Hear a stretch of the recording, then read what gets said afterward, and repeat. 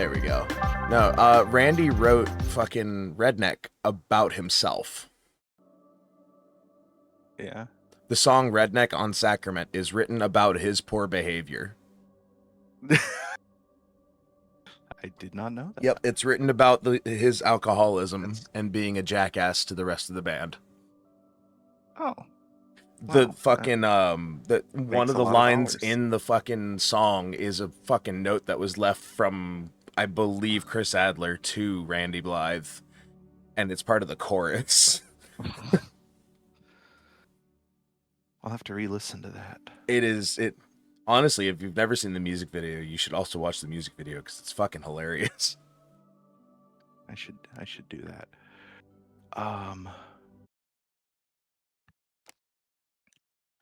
I went to go open Steam and just like double clicked my Discord icon. That's already open. Yeah, I know.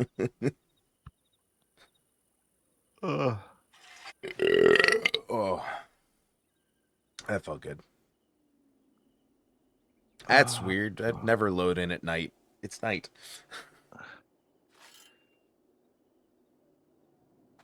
There's my Pax Dei cap. And well, that's weird. What the fuck was I doing last? What's weird? That's so Fugi is working even though I didn't open it, which has never happened to me. I know it's supposed to just like work without me having to open the web page. Yeah. As long as the links are in OBS. Yeah. But it's never worked like that for me before. Well, now it is. Don't look a gift horse in the mouth. I know that's difficult for you, but don't look a gift horse in the mouth. What have it is not loading for me though. Viado's not working? Weird. Yeah, that's weird. That's usually that's the one that works first for you, anyways. Yeah. Usually I forget to close it and it just stays open forever and keeps my computer from shutting off. Also that. The full version of Viado is supposed to be coming out this year, and it'll be hosted on Steam. It's not running in the background, so okay, so it's not. So that's not the issue. Oh, I think our upstairs neighbor may have left again. Well, there's a lot of shuffling going on. Well, I mean, our mountaintop is clear. Yeah. And our stag is back, I believe. Okay. Woot. Let's get that launched. Okay, I gotta check my my Stream Deck settings because I launched it manually from Task Manager or from Start Menu and it worked. Interesting. I see you now. Oh man,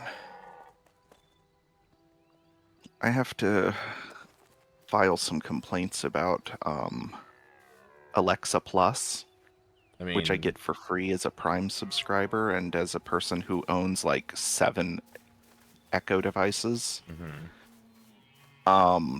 My son turned it on. I was not planning on using it. My son turned it on. I can't figure out how to turn it off. Mm-hmm. Welcome to the new age of surveillance.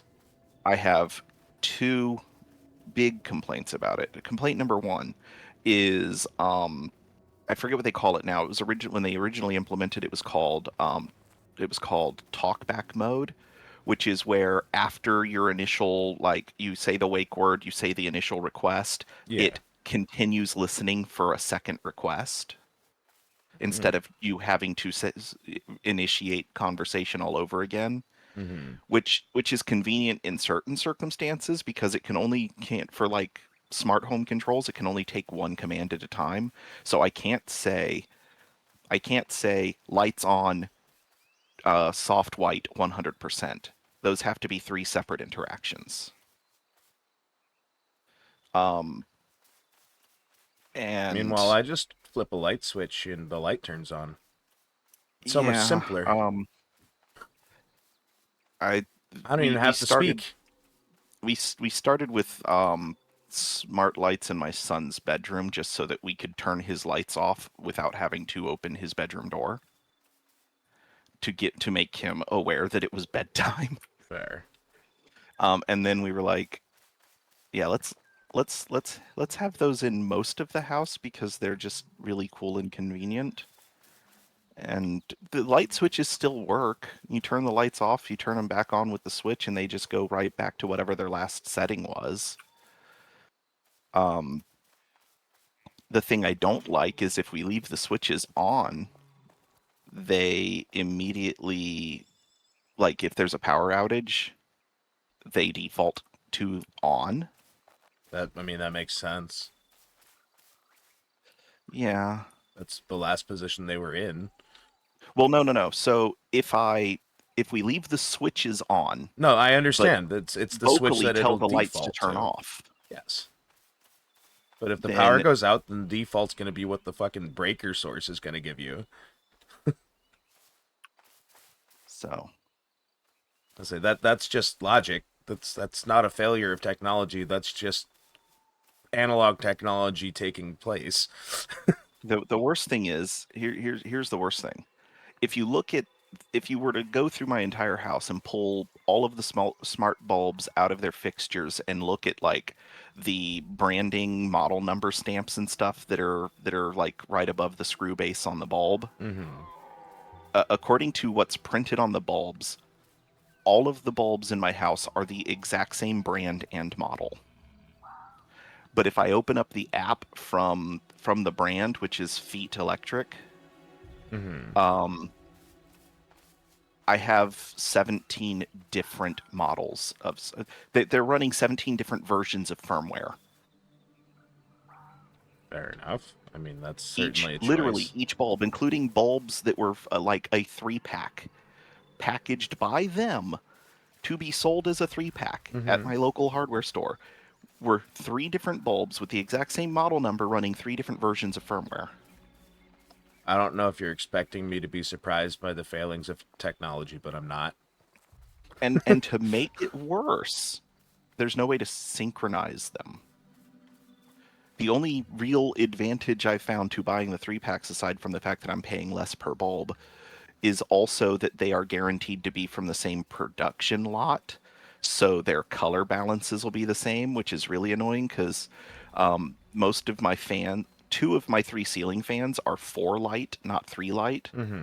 And so, like, if I call for them to turn yellow, I get 3 lights that are the same shade of yellow and a 4th that's kind of orange.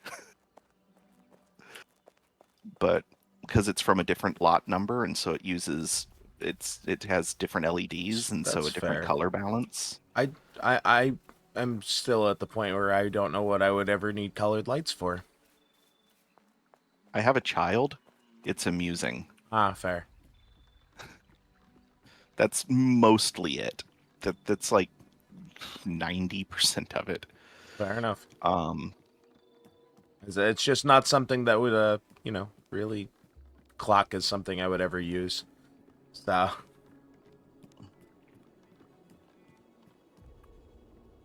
okay, do I have anything else I could be throwing into the forges into the furnaces right now? probably. There's always something you could be doing. Yeah. I could be making glass.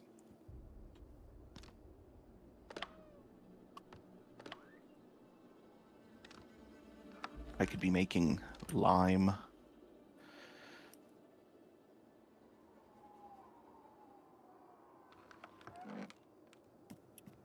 I need to put these extracts away. Oh, I don't have room for them.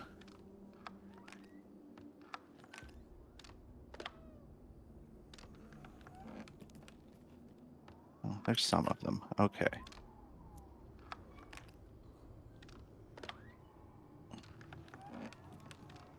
And I could be making bricks, because I probably don't have enough.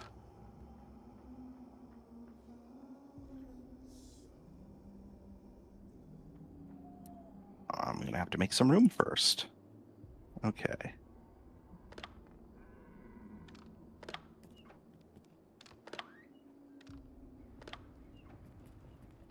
God, I love that craft all button. It is useful, isn't it? It really helps with my laziness.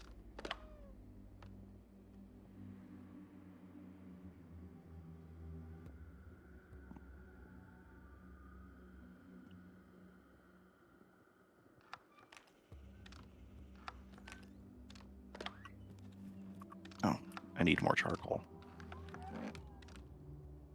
Like, I don't have 2 boxes full of it. I also have a fair amount still sitting here somewhere.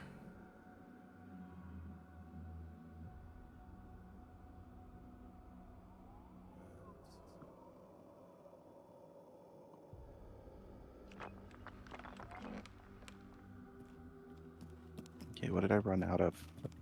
Both. Okay. Well, I should have split them.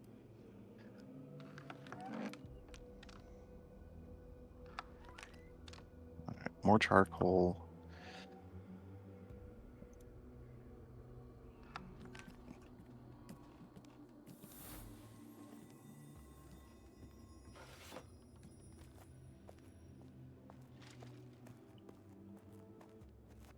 More sand.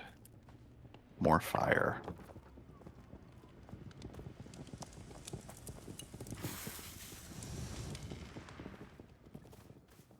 Okay.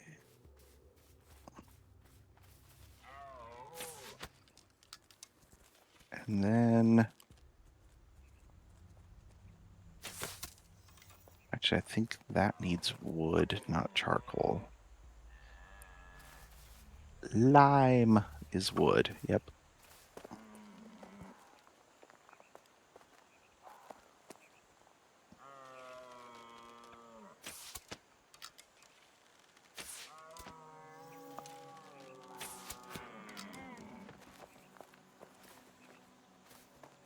Not the furnace. The kiln.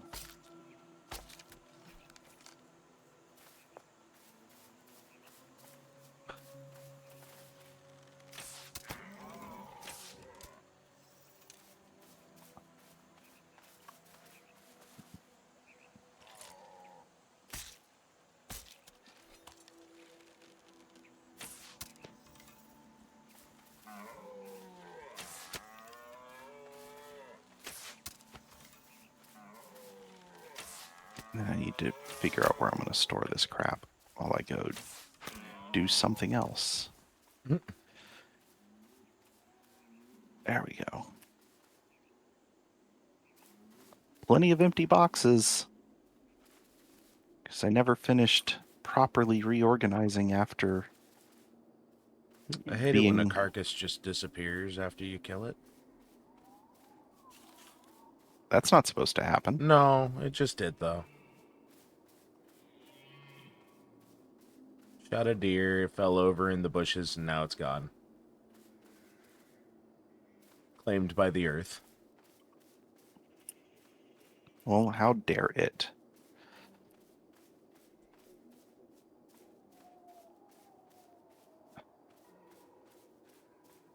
Play.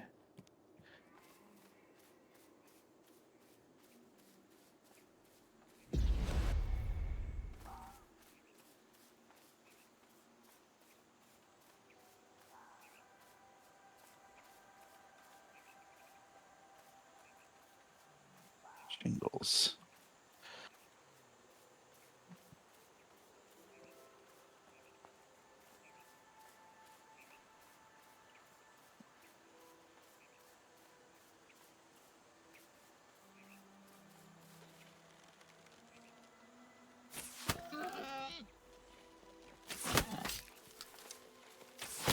Overflow.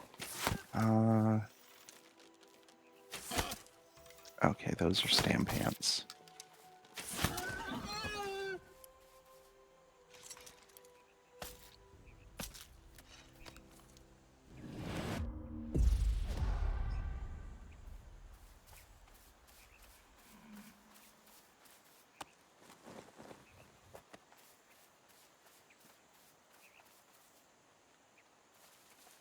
Right. Yeah, that would be useful, Frank. You should really do that. Yeah, see, that just freed up half the chest. I forgot that since the last time that I reorganized all my crap, they changed what things stack to. So you got to restack your shit then. Yeah. And I was like, oh, great, my leather chest is full. And then I'm like, wait, No, in fact, it these... is not. No, it is not. These stack values are lower than they're supposed to be. I wish they would make the frickin' beehive pieces stack. At all. Yeah.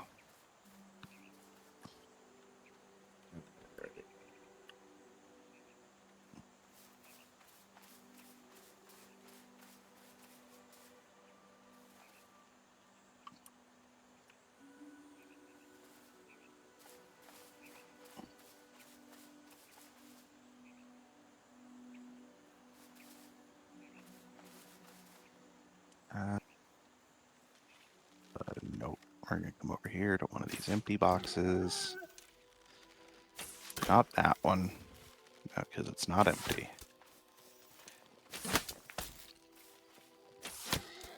Okay. Metal.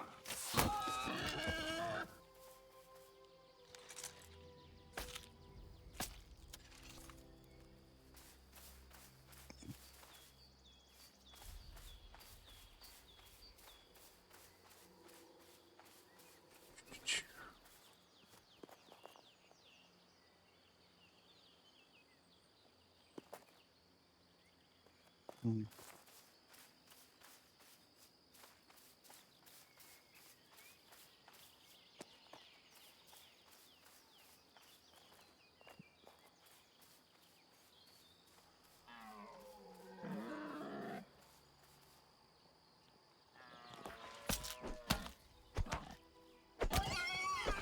Okay, that's where I'm supposed to be putting my equipment stuff.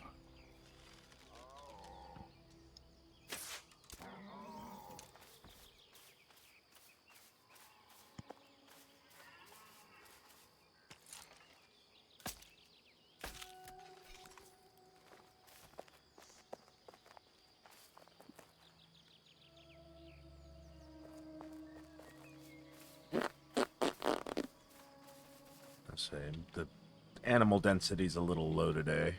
Wonder if somebody's been hunting recently. That's not me.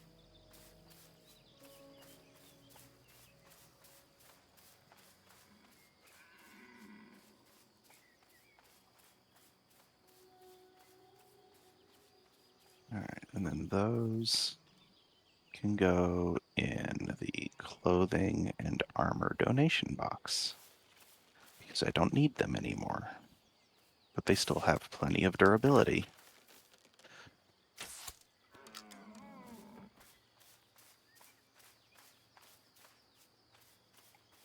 Alright, now let's see, where's...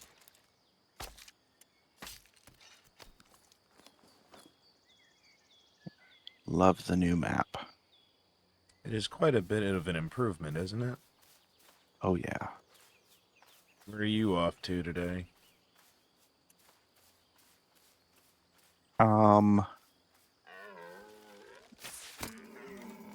I don't know yet.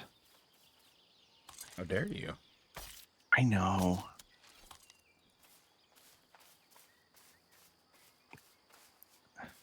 Where? Okay, that's what they did. They put it in the character menu where it belongs. Was that? The skills list. Ah.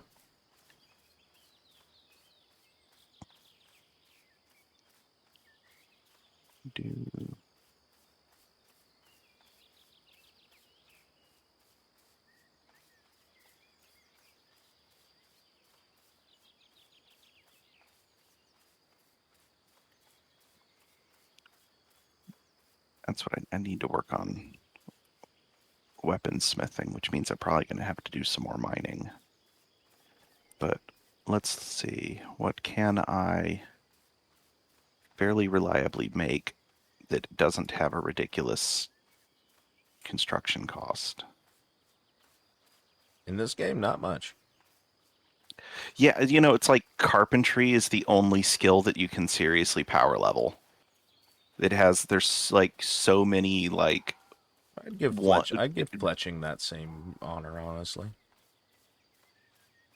There's just so much of carpentry. Like you can get carpentry to 40 almost entirely off of 1 to 2 ingredient patterns. Yeah.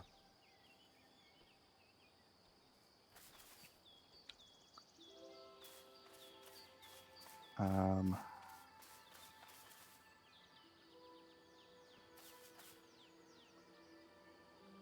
let's see. Things that with a star still give some experience. It's when it turns to a crown that you get no experience.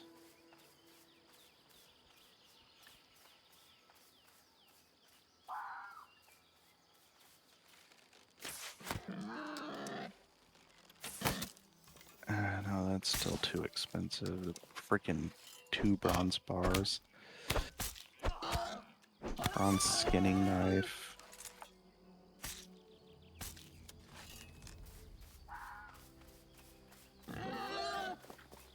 Polished bronze skinning knife. That's more XP.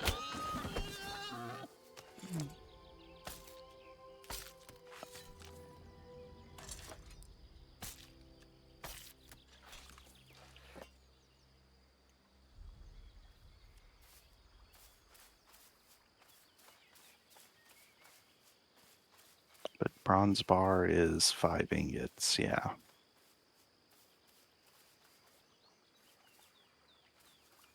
How many ingots does I has? Never enough. Facts. One more thing. 30, 60, 90, 124.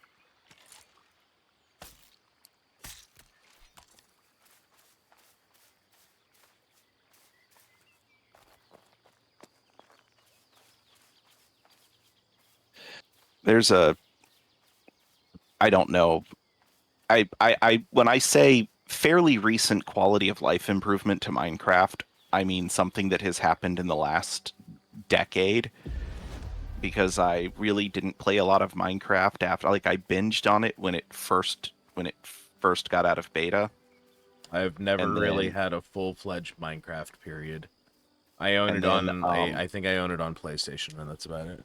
Wells, you're about 30 minutes late. oh, hey, my group chat's not working. Let's refresh. Here, I got you. I didn't press the button because I didn't know you joined. You never announced that you actually accepted the invite. Oh, my bad. You got to tell me these things. Also, my Twitch never refreshed to show that I was actually streaming either, so That'll also help. yeah.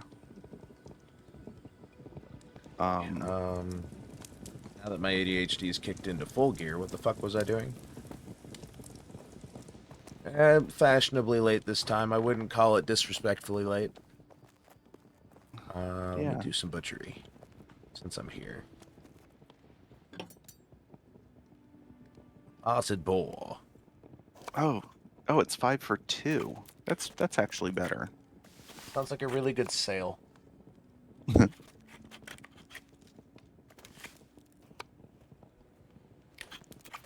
I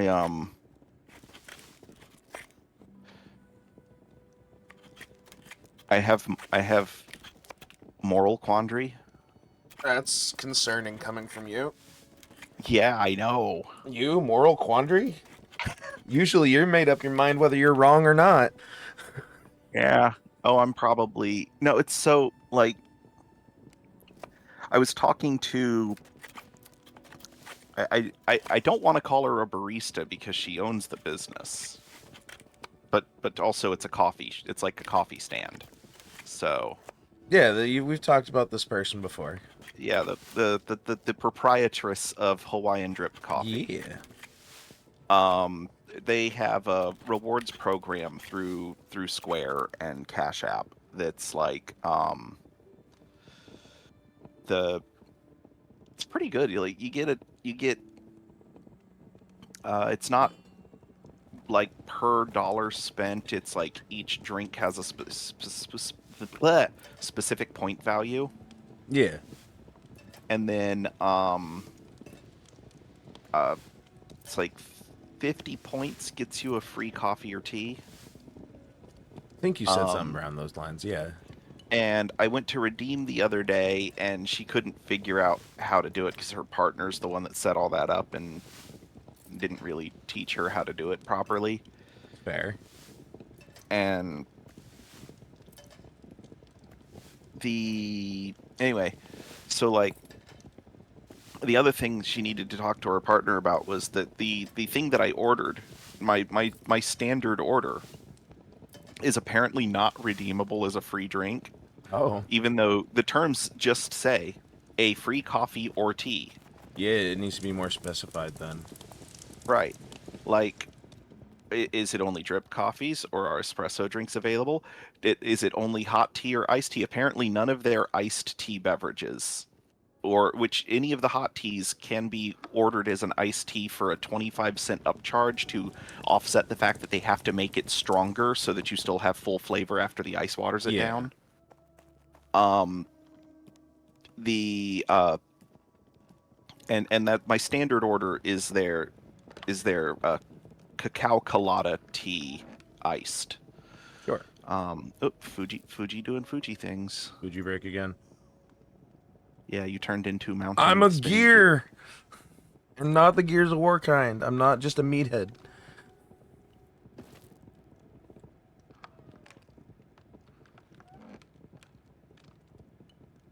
Oh. Chrome broke Fuji. Oh, it wasn't you. Yeah. No, it wasn't you that broke it. Yeah, I clicked back over to the Fuji tab, and there was a little pop-up from Chrome that was like, "Do we want to allow this website access to other services?" Oh, it was doing safety things while not being a safety-centric program itself. Yeah. I use you out of convenience. Stop being inconvenient. Chrome has never been convenient. It was. It was at one point. Nigh on 14 years ago, maybe. Right. Well, now the convenience is just so that I don't have to switch browsers. You should do it anyways. I know. Let's get 200, and then we'll go back upstairs and base there. So I guess I'm putting it over here. Where was that meat chest? Meat chest, please. Meat chest. Hello. Hold that. So anyway, she tried to ring the thing up. It took my points balance as soon as she started the redemption process. Mm-hmm. It took my point. It deducted my point balance, but then it didn't go through because she was trying to ring up an incompatible item. Mm. And then she was like, "Well, I'm just gonna like kajigger it to see if I can get it to work." And then she couldn't because it kept saying I had insufficient points. And then she was like, "Okay, so probably, I don't know." She was like, "I don't know if this is gonna work or what." And I was like, "Well, do you get reimbursed for this in any way?" And she was like, "Oh no, absolutely not. The reward system is entirely voluntary to participate, whether or not we're going to have one. And if we are going to have this reward system, we eat the cost of it entirely." Oh, fair enough. And I was like, "Okay, that's good to know." Well, it didn't go through, and I saw this morning that it had refunded my point balance. Mm. And now I'm like torn between, do I want to get a second free beverage? I mean, if you appreciate and respect the company enough, I would probably go with at least ask them about it first. Yeah.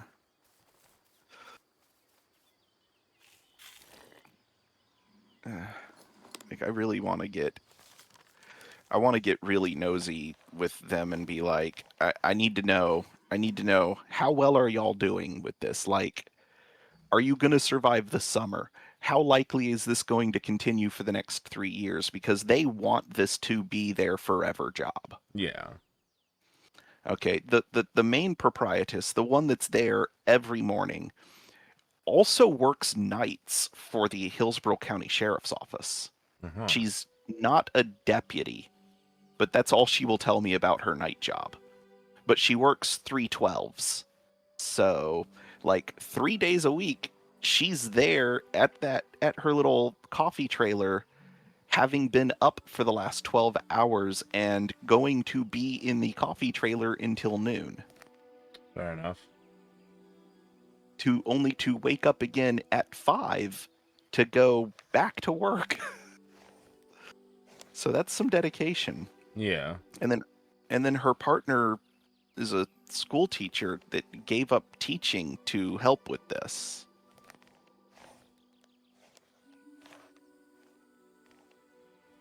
We don't have any large quarries around us, do we? It's all small ones. Yeah, the big ones are all like in the wilds. But even Aren't the they really? but there's a hold on, okay, look, markers, enemy factions. I'm scrolling around PvEs, right now looking for the fucking. It's under sites. Yeah, I was turning off everything but sites. But the one that's like closest to us. Oh no, that's a big one. Where's it at? In the wilds, near where the letter E is to the east of us. There's like those that. How far zoomed in are you? Because I'm trying to get a fucking. Dude, you could zoom all the way. It's okay. I'm trying to figure out where you're using as a starting point because I don't know what E you're talking about. There's 35 E's on the page. Okay, hold on. Hey, go to my stream. Yes. Okay. You see this letter E made out of can't mountains? see your fucking cursor. There you are. This lowercase Oh, that's letter. That does not look like an letter E to me, but okay. Okay. I see it now that I've tilted my head. Yes. Okay. Okay, so right next to there is a quarry. Yeah, there it is. Okay. Southeast Yeah. of the E. I see that. It's a big one. Yeah, I think I'm headed that At way. least- I'm gonna go at least take a look. I know that goes through the Greylands, but oh well. And if there's nothing there, southwest of there in the little peninsula area is another one. And does my cursor not show up on stream? I couldn't see it because you were zoomed so far out and all of the fucking icons looked like cursors. Oh. Remember, you are on my phone. Okay, it does. It does. Okay. No, okay, it does show up on stream. I say, remember, you are on my phone. Visuals are different in fidelity between the two. Yeah. I have to say, from an audience interaction perspective, I prefer my console streams. Fair. Because I'm playing with the console piped into my USB capture device, and then I'm using OBS's program projector to basically plaster to my primary monitor what OBS is outputting to the stream. Okay. So when I'm playing my console streams, I see I see all of my overlays, my chat overlay that's shown in OBS and all of that stuff. Yeah. And I don't have to look at my second monitor. I do need to get a different capture device though, because well, actually I don't know if it's going to be unique to this particular really generic capture device, or if it's just a Windows issue that I'm going to have with any USB capture device. What is it? Windows keeps disabling the audio. I've never even heard of that with capture devices. I have to keep going into my Windows audio settings and re-enabling it as an audio input device, so that it'll show up in OBS, so that I actually have console audio in my stream. Yeah, that feels like something that shouldn't be happening at all. So definitely, how much research have you put in on it? And well, the only research that I've put in on it is that it only happens with my HD capture device. It does not happen with my SD capture device. Okay. So when I don't have this problem when I'm doing the retro games. I only had this problem. I've only had it with my Metroid Prime 4 stream, which is done. I'm done. I am not touching that game for at least probably until another. I don't know. I'm thinking about hooking up my Wii U and doing the Metroid Prime trilogy for Wii. Fair. And then maybe after playing through that, I'll just breeze through Metroid Prime 4 again and maybe try to speed run it. but I finished my hard mode 100% clear and unlocked all of the gallery stuff and got to see the ending with Samus without her helmet on. Yeah. The typical And Metroid reward.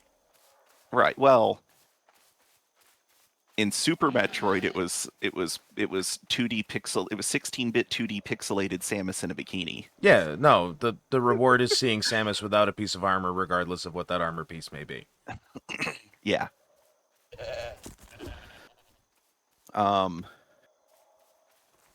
I have the. This is the case of like Nintendo just can't win when it comes to Metroid. Mm-hmm. Like the biggest complaint people had with Metroid Other M was that Samus talked too much. Was one. No, that was number two. Was she talked too much? Complaint number one was that it portrayed her as being weak.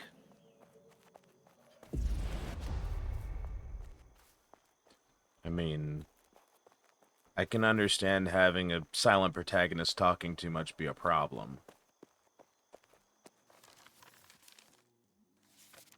I can understand that point and stance. But also, I don't know about weak. The Metroid game, they take everything from you at the start of every fucking round.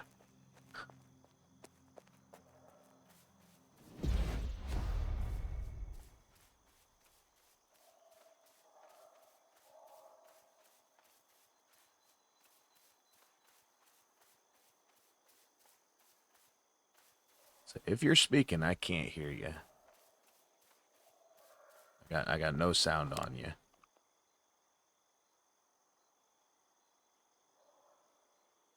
Well, that'd be why. Discord's fucking up.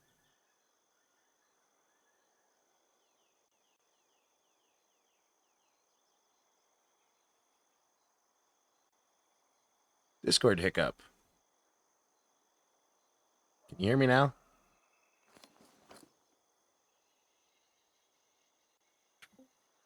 Checkity check 1 2. I hear you now. There we go. I fucking panned over to Discord because I wasn't hearing nothing, and I had 5,000 millisecond ping. Oh. And I went, that's not right. Let me end and restart the call. And it's Discord does that every once in a while where it's like, I don't know what to do with this service.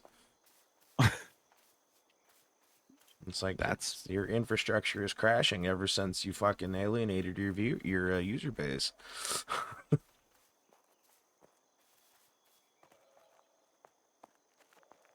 Yeah. So yeah, it's like Samus doesn't talk enough. Yeah, it's annoying. The last thing I heard was the complaints about her talking too much and then being weak. And then silence came for all of us. Oh, okay. So the reason that she was being portrayed as quote unquote weak in Other M is because this was supposed to be like one of her first missions with the Galactic Federation. Yeah. And she's not the confident, experienced hunter that she is in all of the games that on timeline follow, because timeline wise Other M is the first the first mission we have. Fair enough. But in Prime 4 they way overcompensated and she does not talk at all. Everyone else in the game talks to her, and the only thing and then the camera cuts to her and she like either just has completely blank stare that you can't see through her visor, or she will nod. I'll be real, I don't remember her talking through any of the other primes all that much.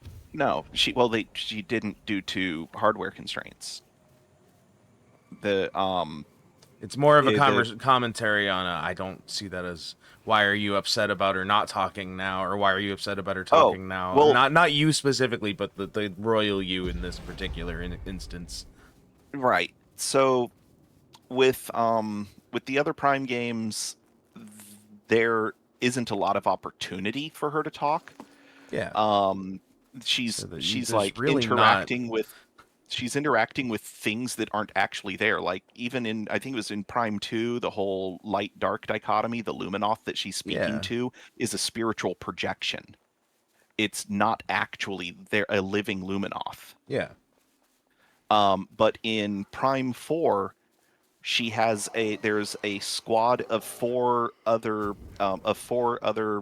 Galactic Federation, well, 3 soldiers and a tech that she interacts with that all have a lot of dialogue, and her responses are either just like nothing or she nods, and sometimes they will prompt her with a question that should have a complex answer, and then what she will do is nod, and then that person will have received their complex answer. Uh-huh. And it's something that you as a player if you're paying attention, you're going to know what that answer would be. Yeah. And so, I mean, technically as the player, you don't need Samus to speak it, but at the same time, it's really annoying when it's complicated question, absolutely no response, no verbal response. Person now knows what Samus was trying to convey. Yeah. Feels like cop-out. Right. But it's a situation of like Nintendo can't win because the fan base was complaining that she talked too much in Other M, and now the fan base is complaining that she doesn't talk at all in Prime 4. I mean, that just sounds like an overcorrection on Nintendo's part of that at that point. Yeah.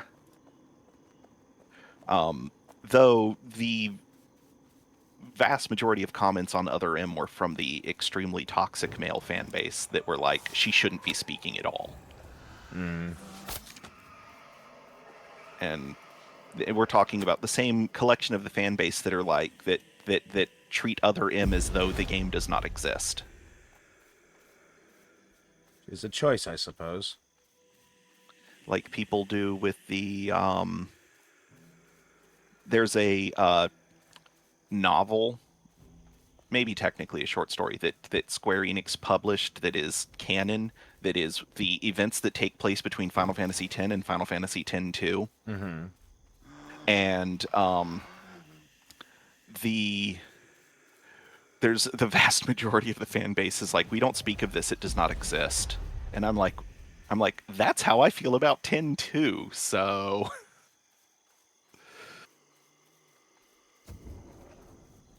it's like, why did a Final Fantasy game need a sequel?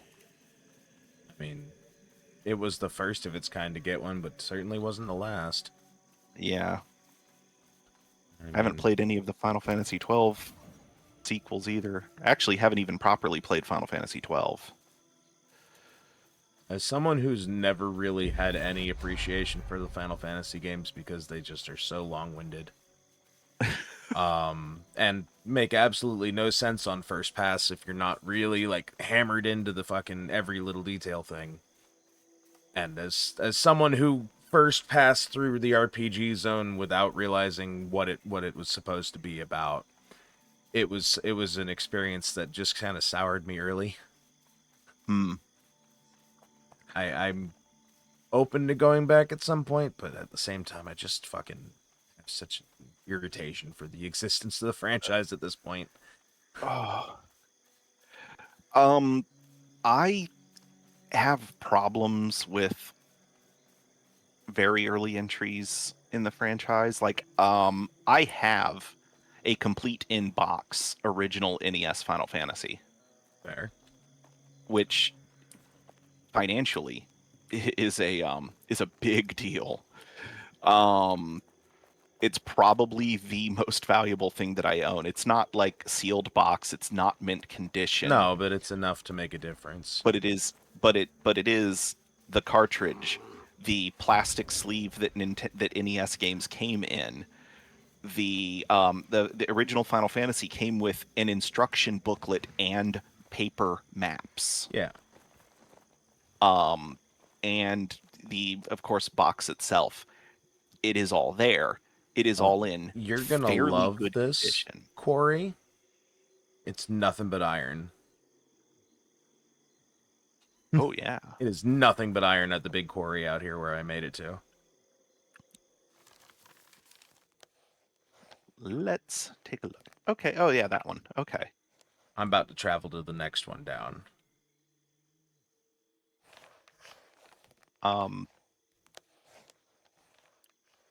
Is this one? I don't need iron. I don't fucking need iron. So I'm gonna just start heading south after I mark my next spot on my map. What are you looking for?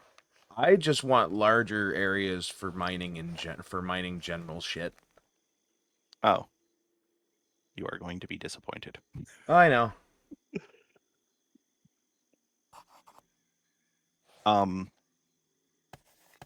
Blarg.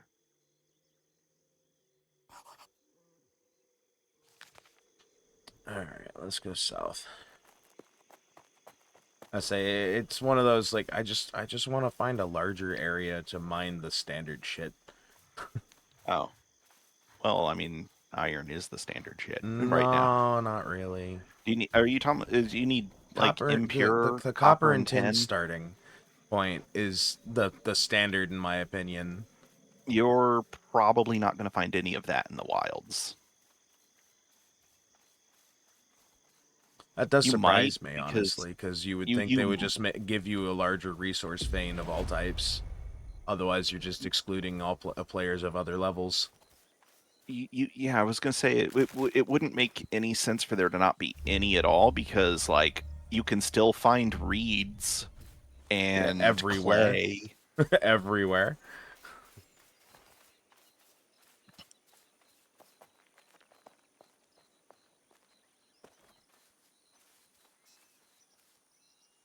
Right now, I'm just descending a mountain chaotically. All right, let's just make iron nails until I level up or run out of materials. This is all, and that was all like not impure iron. That's standard, like stock standard, like good iron in that place. Yeah. So if you need to come across it at any point, that keep in mind that is a good place to go.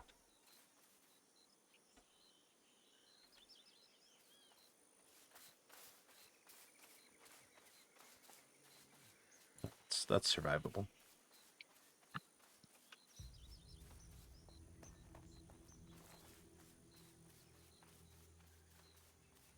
At least I know I won't get chased by lost souls out here.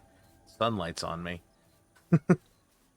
I sprinted like through 3 lost soul camps. 'Tis a hectic path, but it worked.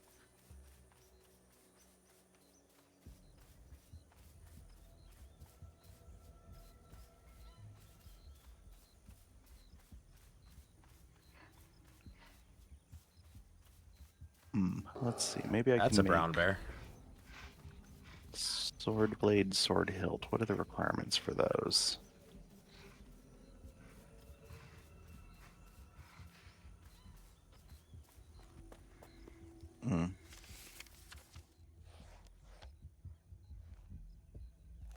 Should be cross straight.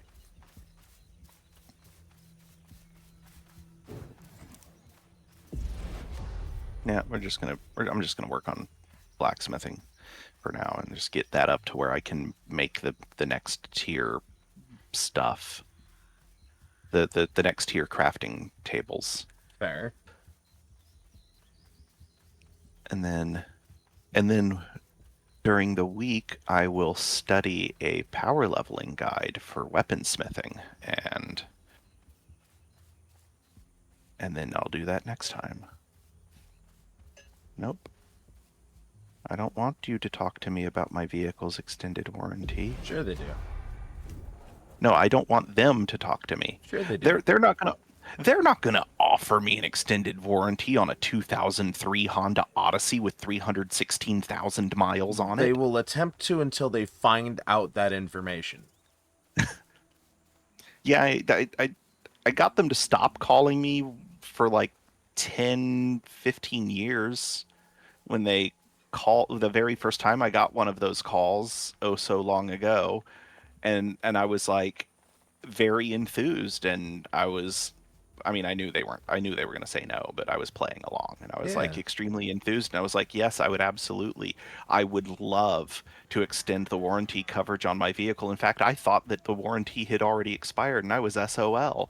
And they were like, well, what are you driving? And I was like, oh, it's a station wagon. And they were like, I'm sorry, can you give me the make, model, and year? And I was like, oh, right, sorry, Ford Taurus 1986.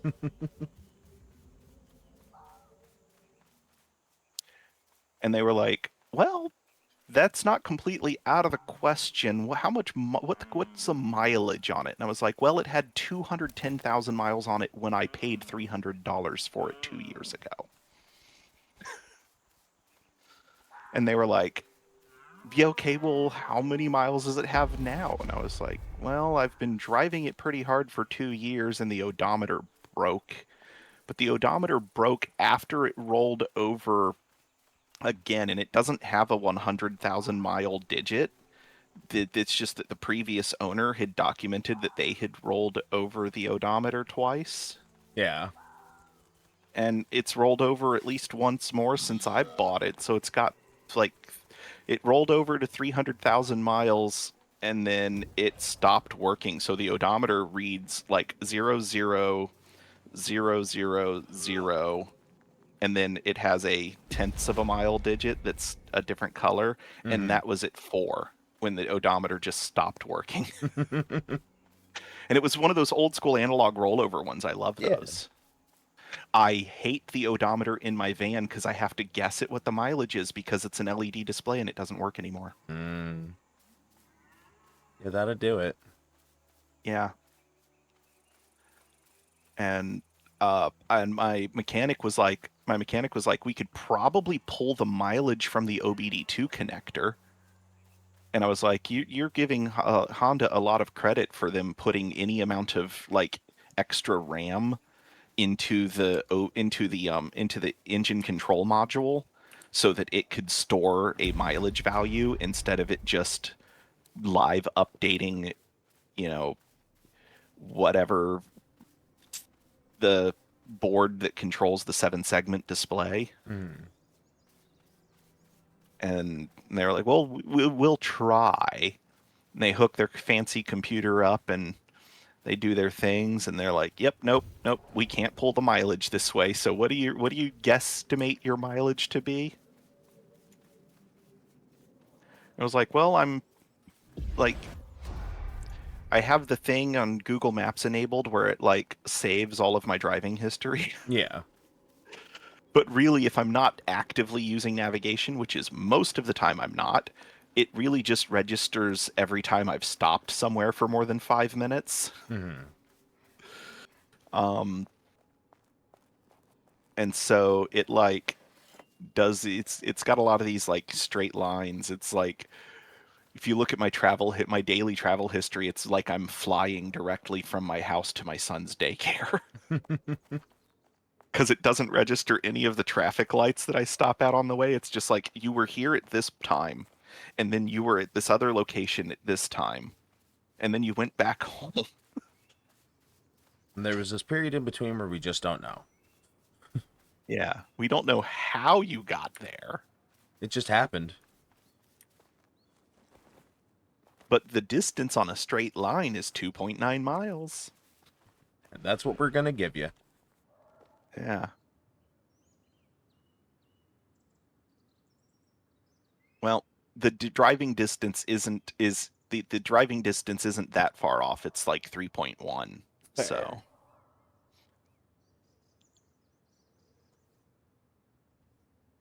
All right, let's go. Yeah, these large ones are strictly like the good iron sources.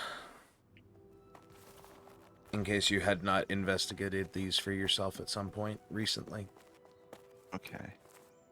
So, as you progress in your crafting adventure, you will eventually come there. Also, these have interesting collision physics on the outtake.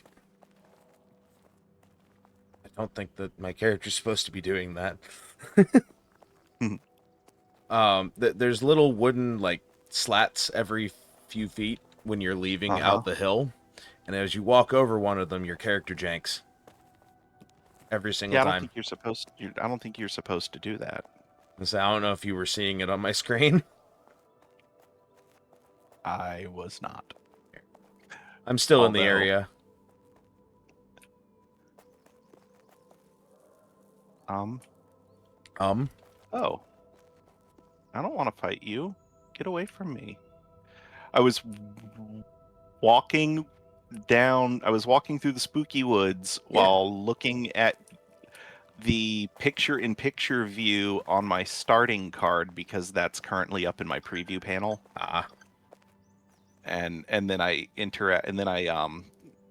collided with a Veil Stalker. I mean, that'll end well for you. It's only a Veil Stalker after all.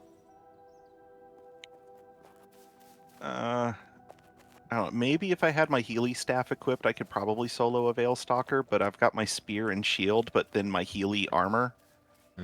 So, not exactly the best setup.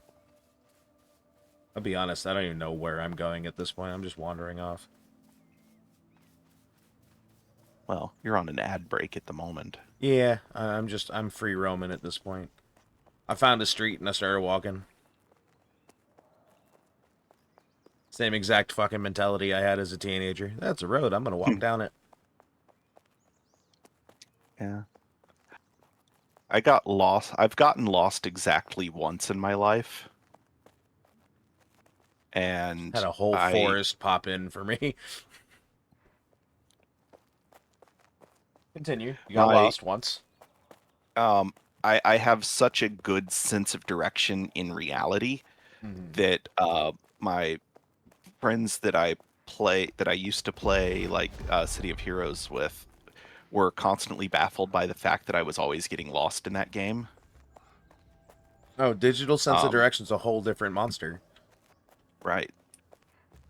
For me, I am so landmark based that I will map out my surroundings wherever I wind up set up at for a period of time, just so I know where I'm at. You are losing frames on stream. I'm losing frames in game. I was running it like. Oh, were you? Was that FPS. So? That wasn't just fucking OBS screwing up. That was the game. No. Okay. It was. I look down and I see a fucking slideshow on my phone. I'm like, that's not you. That's not how you usually operate.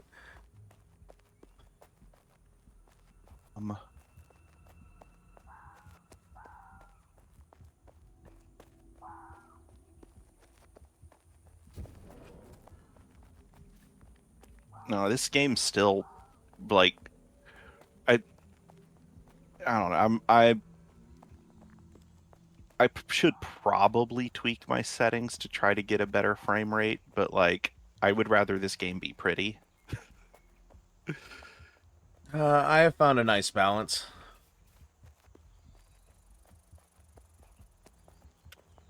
Did you get the new graphics card or no?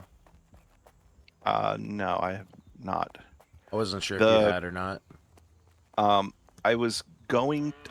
going to get a my wife has approved me to get a an Intel Arc Celestial when they launch. Sure.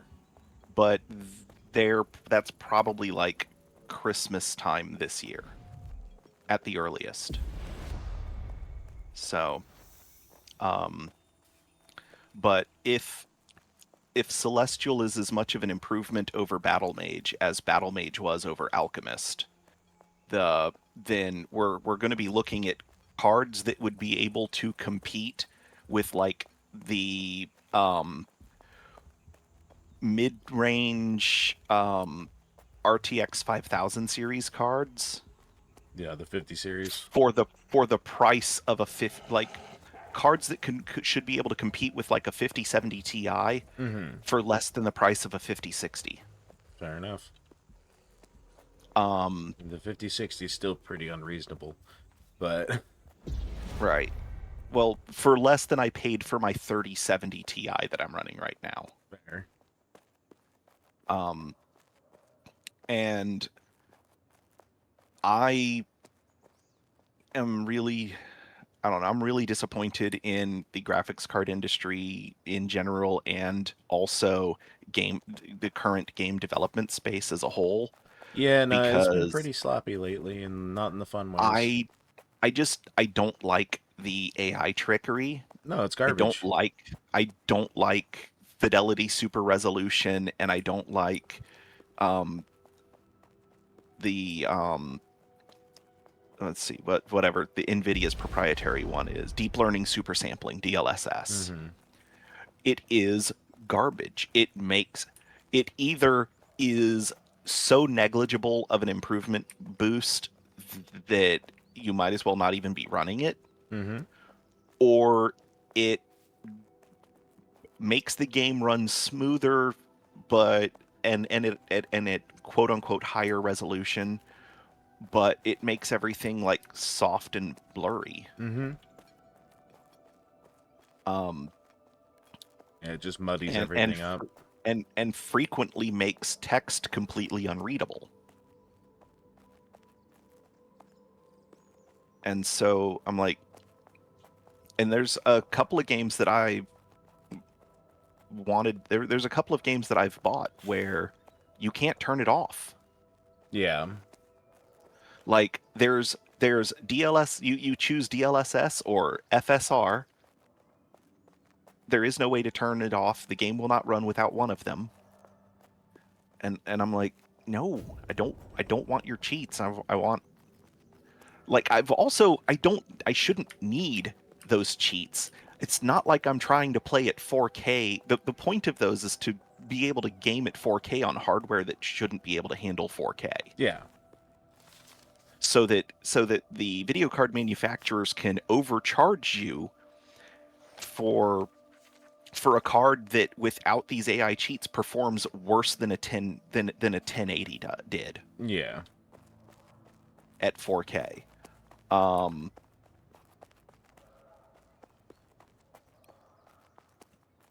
And like the solution isn't AI cheats. The solution is more VRAM. Yeah. Absolutely. Optimize game better. Oh, God forbid. Yeah, I know. I'm. Oh no. You're absolutely asking for too much on that one. I'm very old school. How in dare my you ask thought the game devs to processes. make games?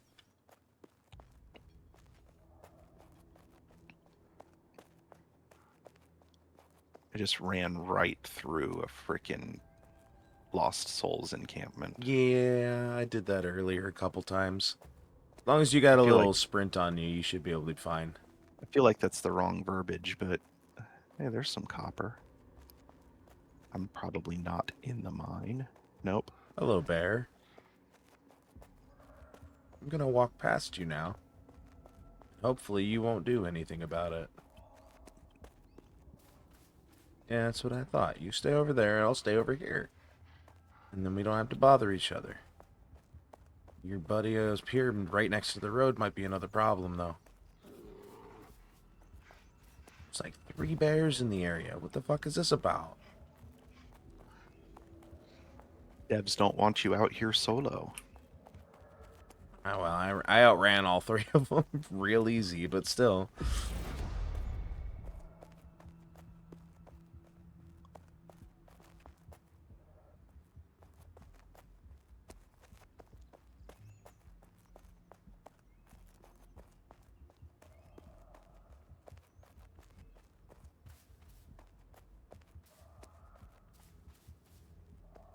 I remember before they put the little skull icons next to the entity names to signify that this is not something you are supposed to try to solo. Mm-hmm. Complaining that, like, I could kill a level 3 boar with absolutely no problem at all, but I'm getting mauled to death by these level 2 bears. Yeah.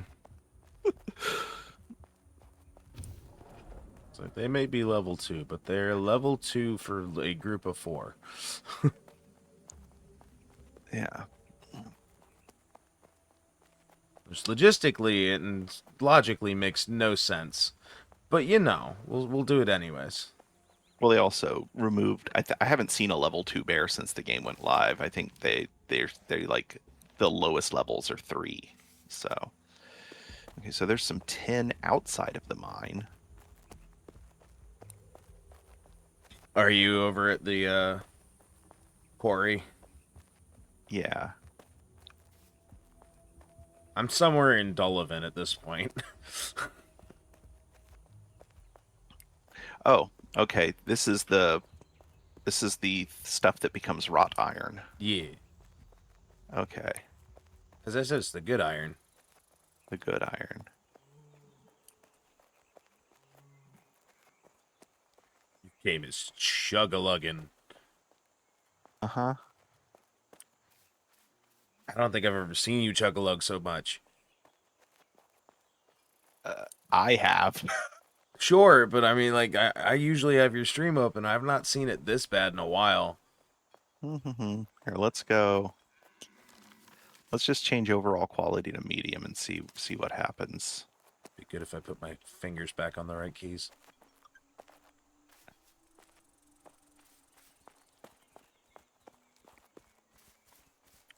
Well, that gave me 10 FPS.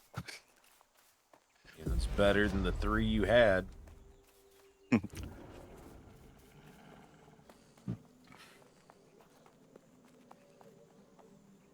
And the only thing I can really tell is the draw distance has gotten a lot closer. The most I've noticed with having things on like the mid level is that sometimes the edge of a mountain will pop in or some trees will pop in. But that's a level 4 brown bear. give it a hug. Maybe it'll call you its friend. Go away. Now I'm officially in Dolavan. You're about to be officially out of Dolavan. No, I just walked in. Right. Oh, your marker on my map was bouncing around. Oh, I'm going fucking east towards north. Okay. I'm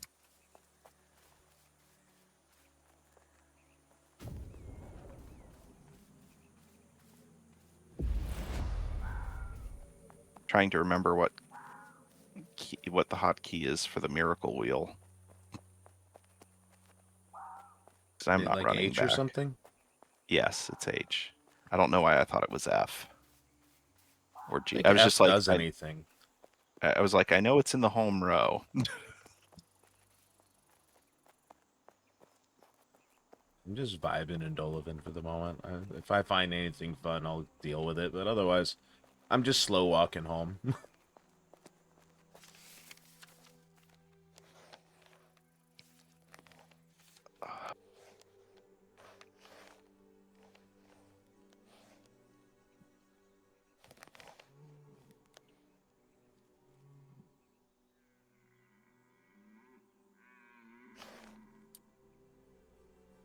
Just follow the roads north. Eventually, I'll come to that furnace. It looks like I should be able to cross there. Fair enough.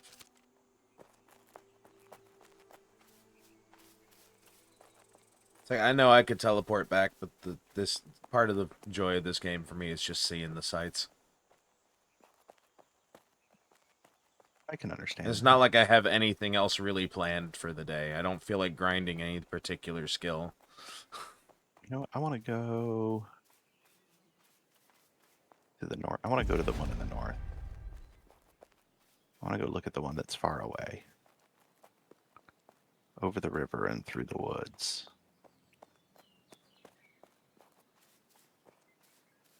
And am I likely to get there without having to rely on the road?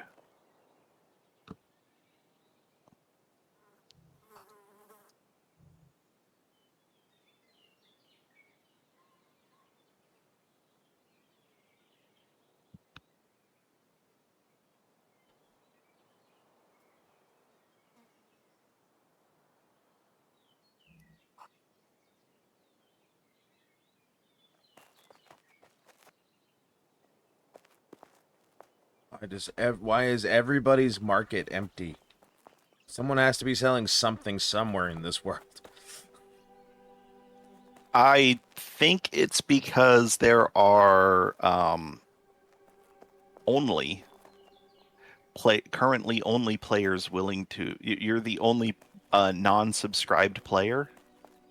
That's my theory. Is you're the only non-subscribed player, and so people built these markets expecting to bank on players like you that will have to buy everything or rely on charity, and then they realized that there isn't enough people to meet that description, and so everybody's just self-sufficient. Or everybody belongs to a really friendly clan who just gives them all the stuff that they need.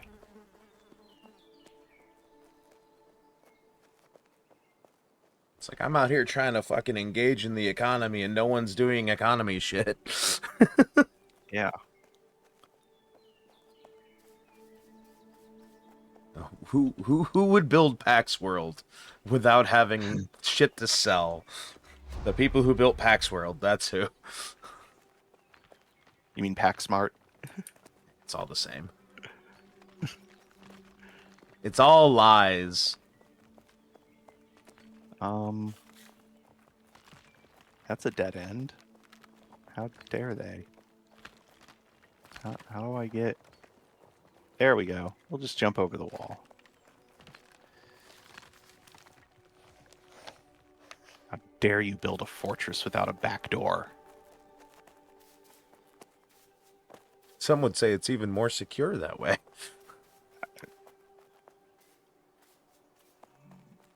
It's not the point. It's an inconvenience to me.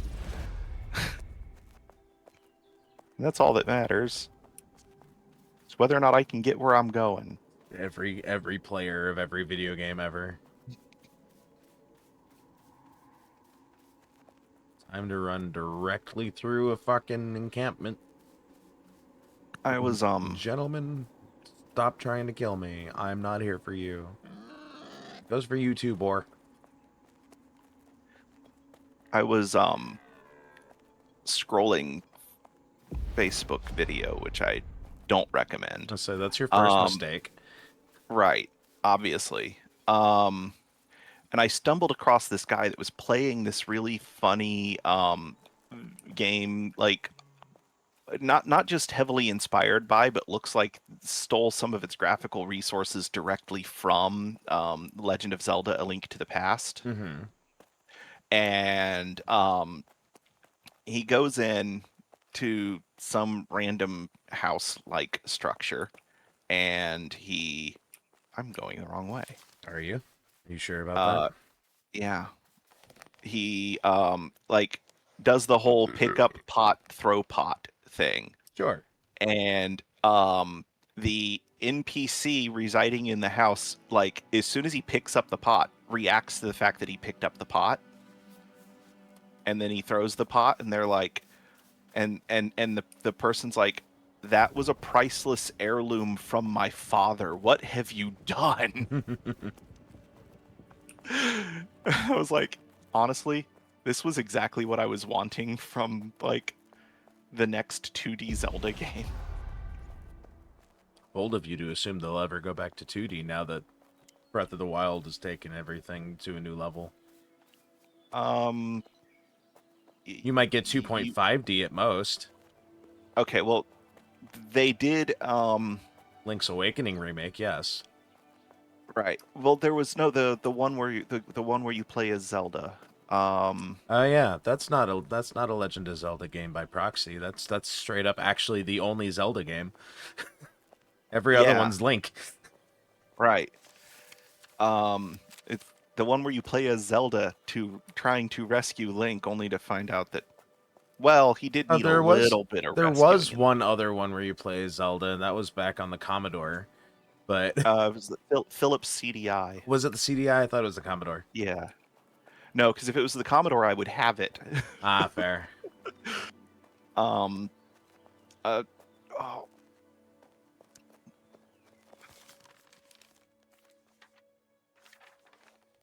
My son was saying that he wants to play Minecraft Java. And I'm like, why? Mods. And he goes, no, not mods. He said, he was like, cause the world is bigger. And I was like, okay, I'll tell you what. I'll start working on a way for you to play Minecraft on Java when you like reach the stripe lands in one of your 3 worlds that you have on the Nintendo Switch on Bedrock. And he's like, what are the stripe lands? I was like, you should know what the stripe lands are. You've watched like I only know about them because of a video that you made me watch. Like, that's why I went back to playing on Java, because I found out that the lie about Bedrock being infinite. You know, Java's bigger and more Java openly accessible to mods. Java is finite, sure. It has a defined world border, but that defined world border is at 29,997. It's 29,999,997 blocks from center. Oh, that sounds about right. Which gives it roughly 30,000 from either side. It's roughly 30 million in any direction. Yeah. And it used to be exactly 30 million, but they changed it for some, I don't know why they changed it. It's usually a mathematical reason. Yeah. And then if you hack said game to remove that physical world border, you've got another few million blocks you can go before you reach the stripe lands in Java. Yeah. And then, but he's like, oh, I went completely past the quarry. I went around the base of it. Shame. Because it's on a hill. I'm slowly coming back up on the border of Avon to the south. So anyway, the stripe lands are due to how the precise the tracking is in Minecraft, which is way more precise than it needs to be. There. Like, the object tracking in Minecraft, if you consider one Minecraft block is one positional coordinate, like one whole number value positional coordinate. So 1 by 1, yeah. Right. Okay. Object tracking in Minecraft is to the 1,000th of a block, which is way more precise than it needs to be. And Bedrock uses 32-bit floating point numerals for its object tracking. And mind you, literally everything in the game is an object that needs to be tracked. Fair. Okay. And everything's tracked to a precision of 1,000th of a block by default. But the further you get away from center, the bigger the integer value is. And it's at a certain point, it starts losing decimal places on its tracking precision in order to have more numbers on the left side of the decimal. Yeah. And when the number of decimal points available for tracking object position gets to 0, the game gets to less than 0, actually. Yeah. Because with floating point, you can reduce the number of significant figures and just have trailing zeros that are still to the left of the decimal point. So technically, your whole number values are not being tracked correctly because you've got these trailing zeros that it's ignoring for math purposes, but are there for the actual positioning. Yeah. And that causes the game to start putting these gaps between the blocks when it's rendering them. Which is why the world seems to be disintegrating. Right. Integer shit is weird when you're tracking game generation. When the tracking gets to only being able to track within 1/10 of a block is when the game stops letting you walk. And the only way to continue moving is by using elytra and rockets, firework rockets, to fly. And which is an absolute necessity to actually get to the stripe lands. Mm-hmm. But so I told my son, I said, was like, if you want to be able to play Minecraft on Java, I need you to get to the stripe lands in Bedrock. He has never strayed more than one biome from spawn. And he's complaining that his worlds are too small. He spends 90% of his time on Minecraft actually playing on super flat. And super flat creative because he just wants to build like 330 block tall rainbow colored towers. Fair enough. He's got one made out of every type of colored material available, starting with wool. Fair enough. He even has one that's like, what is it? He has one that's made from just things. So like he made one that's just all of the rainbow colored wools, like every color of wool in proper color spectrum order. Yeah. And then he did the same thing with powdered concrete and then he was like looking for just like objects that he could place from the creative inventory menu, and made one that was like redstone blocks, and then I forget what he used for orange, and then his yellow was beehive blocks.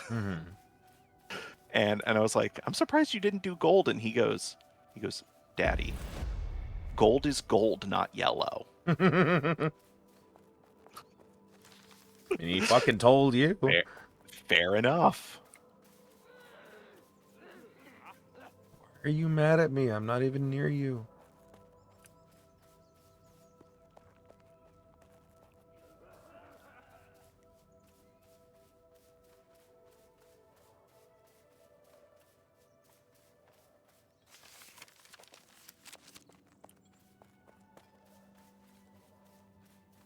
Yeah, we need a quarry that's like impure iron without all the copper and tin cluttering it up. Could also do with just a quarry of copper and tin with none of the iron cluttering it up. Yeah.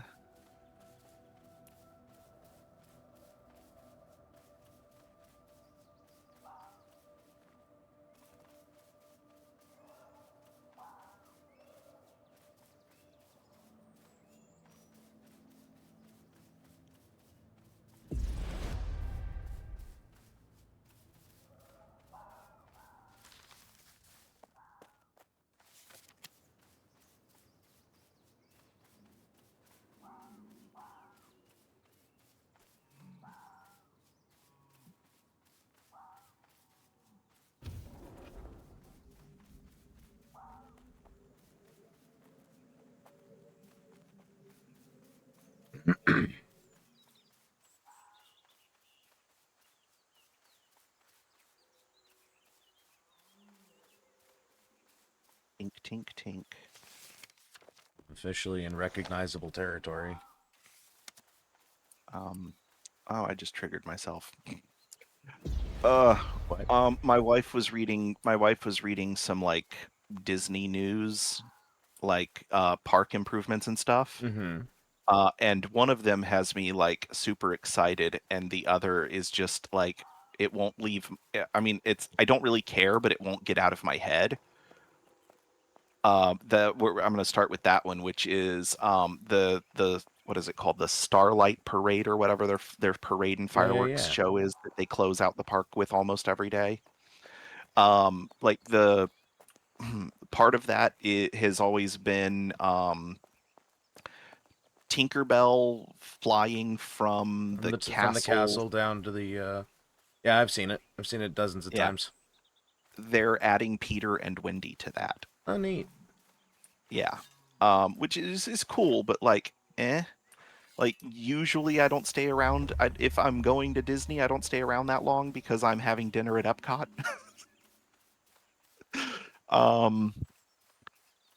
But the excuse me, the thing that's really cool is at whatever they call the park, Disney's Hollywood Studios or whatever.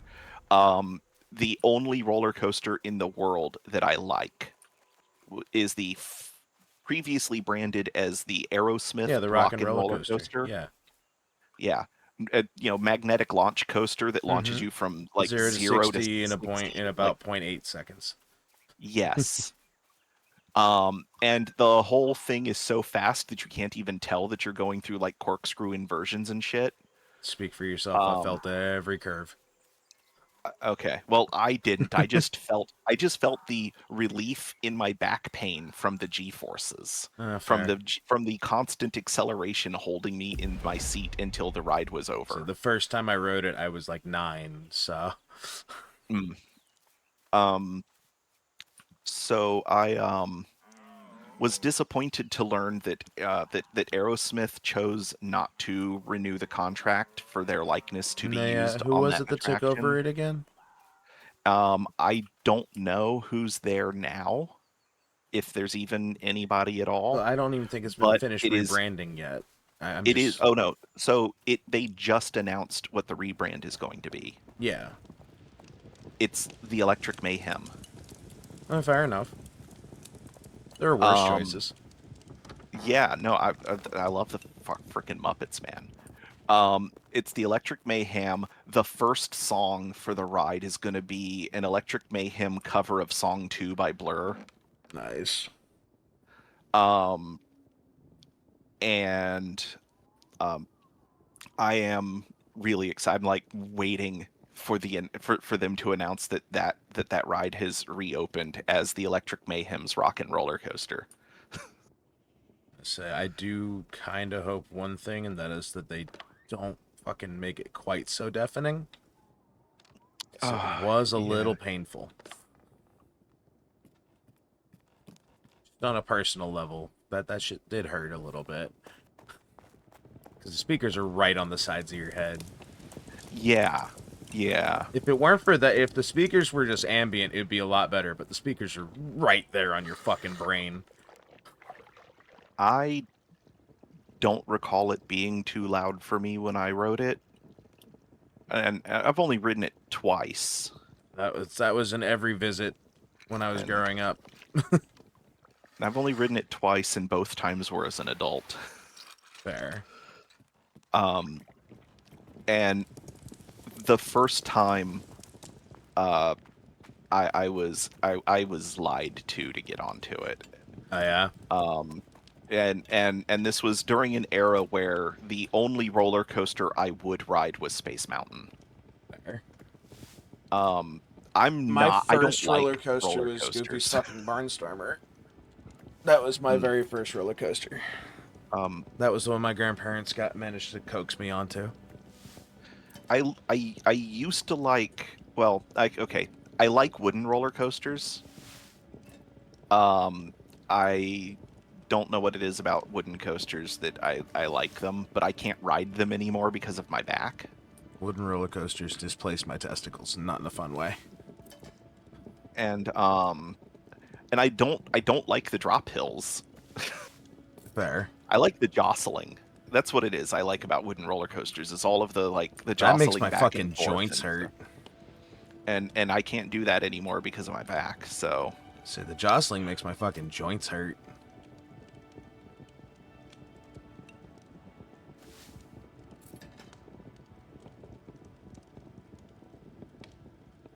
But the my brother-in-law, we had, how was it? The last time that I went to Disney's Hollywood Studios was, oh dear God, it was like a year after I started dating Layla. So it was before the name changed, when it was still Disney's MGM Studios. Yeah. Yeah. And we went because me wife, back when she was just me girlfriend, she did she was so when we started dating, she was still in high school. Yeah. We started dating the summer between her junior and senior year. And all 4 years of high school, she was in choir. And all 4 years that she was at that high school's choir was invited to sing at the at Epcot for their Christmas festival. Mm-hmm. And everyone who gets invited to that gets a handful of free passes to give to friends and family members, free passes that are good for a full year. Yeah. And so that summer, she had still had a handful of passes, and we used them to go to Epcot. And then the summer of after her senior year, no, it was spring break. During spring break of her senior year, she used her passes that she got for for doing the Christmas festival, for us to go to Hollywood Studios. Fair and enough. It was me and her brother and her mother. And her brother Tarek kept goading me into getting on rides that I would normally not ride, because he's like, "You've never been here. You will probably never be here again. You really should experience this fully. And this isn't like Epcot, where saying that I'm only here for the food is completely valid. There aren't enough food options for that to be a valid choice." So I rode the Tower of Terror, because iconic. Also, probably the gentlest thrill ride there. Yeah. And not that big of a deal for me, because I'm not, or at least I wasn't at the time, I did not have a fear of heights. And it was nice to be able to, like, ooh, that was a gigantic frame rate dip for some reason. Yeah, I see that. Because I'm a few seconds behind on stream because I haven't refreshed in a while. I just watched you lock up. The Tower of Terror, just, you get to the top of the tower, it opens the doors, you have a wonderful view, and then you drop. Yeah. I later learned that they pipe in, like, they have pre-recorded people screaming for the drop, for just in case not enough people scream. Yeah. Because they want people from the outside looking at it thinking that it's absolutely terrifying. Of course. Which, I mean, yeah, an elevator falling is scary. But, like, I get on that ride knowing that it has this flawless safety record. No one has ever died. One person was injured, and that person was the ride attendant, because they did not properly strap in time. Yeah.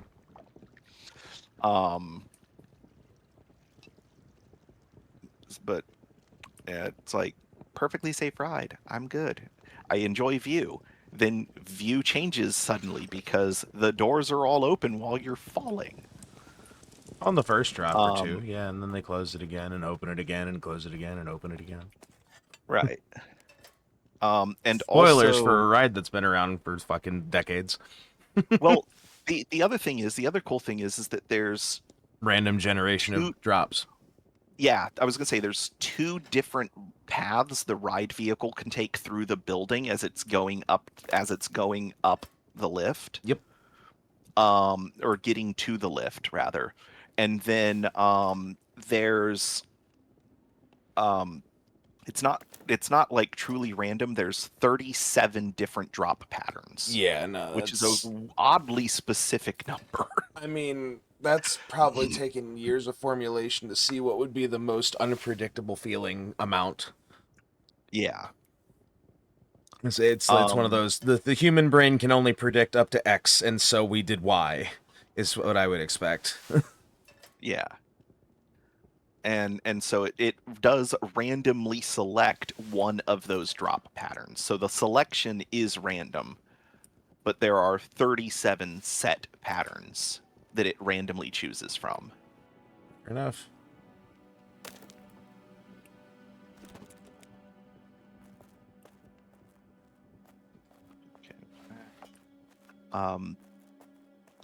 And so you can ride that ride a bunch, and there's a statistical likelihood that you could ride it 37 times and never get the same experience. Yep. Actually, twice as many, because there's 2 different paths the ride could take, plus 37 drop patterns. Yep.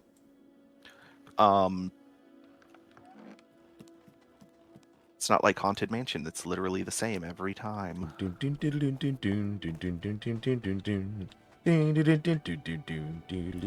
I fucking grew up going to those places so much. I have been wanting very badly to go back to Hollywood Studios because I have yet to do any of the Star Wars stuff. I haven't been there since they added the Galaxy's Edge stuff. I said last time I went would have been, I think, 2021. And that was for my buddy's bachelor party. My childhood best friend, who is high-powered Miami lawyer now. I'm sorry. He's cool. He The joke is being friends with a lawyer. I know. But it's cool because he likes all of my lawyers are shit jokes. So do most lawyers, because at least half of them are self-aware. I have broken again. I am gear.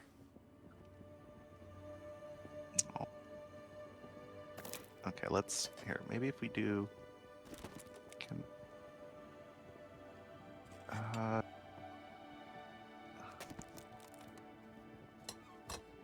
if we do that, and then we do this, and then we put this here. Stupid window snapping. Not.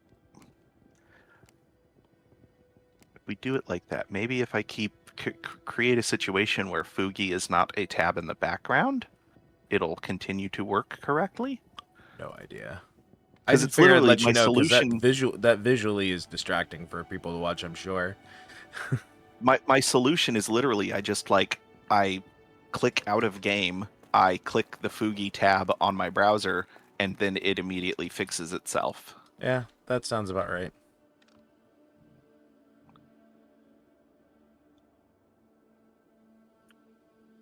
But if I don't keep my stream in my peripheral vision, I'll never know when my stream breaks. True. See, now I can't see chat, so I need to where's the thing? Pop out chat. And so that's yet another window, and we will put that next to the YouTube chat, and then I can not see either of them until they update, and maybe it catches. Actually, no, that's perfect. That is right in that spot in my peripheral vision where the movement will distract me. Which is exactly what you want. Yeah. That wasn't even sarcastic. I need to, I need to remember the name of the power tool that I use or they're called power toys now. Stupid Microsoft rebranding something that was already perfect. Microsoft and perfect do not belong in the same sentence at any point in time. Well, where is it? More. Advance always commit. Fancy zones. That's what it is. I need to figure out how to do things in fancy zones so that I can save this as a quick layout. Okay. The thing that used to be called Microsoft Power Tools for Windows, that is now called Power Toys with a Z for some reason. Sure. Is as close to a perfect thing as Microsoft has ever made. It shouldn't exist. These are all features that should just be by default baked into Windows. Mm-hmm. Okay. But they are amazing to have. Some of them are literally just like the features developers for Windows responding to surveys for people that are like, this is why I prefer these are reasons that we prefer Linux over Windows, because this particular distribution has this particular feature that I rely on really heavily. And they're like, well, let's steal that and put it in Windows.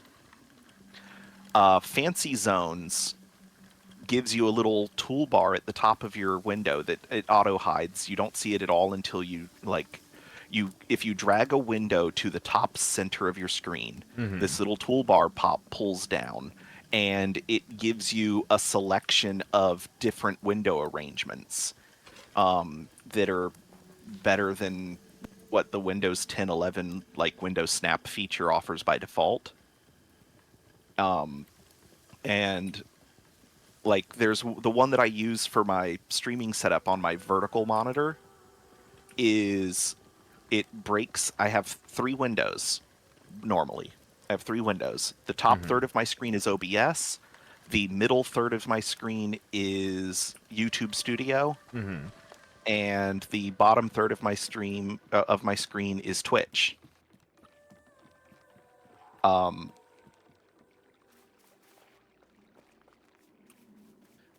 it works for me. It's an almost perfect distribution. I can't actually... YouTube Studio does not resize any of its elements.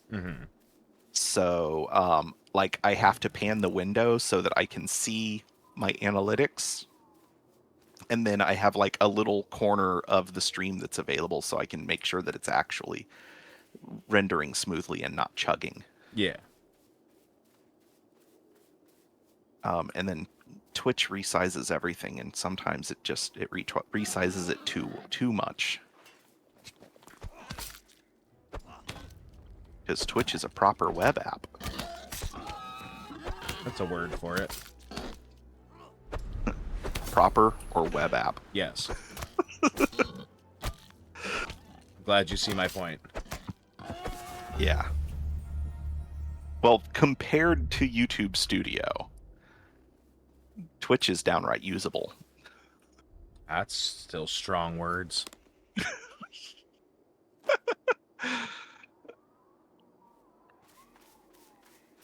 I'm sure that Twitch will be happy that someone believes that. Many of us have never been impressed. I didn't say I was impressed. That by standards of usability stating that they're usable, that's considered impressed under Twitch's belt. It's an extremely low bar when you're comparing its usability to YouTube Studio. Yes. The bar is in hell, but they still barely managed to cross it. What do you mean? Right. It's not even low. It's under the ground. It's fine.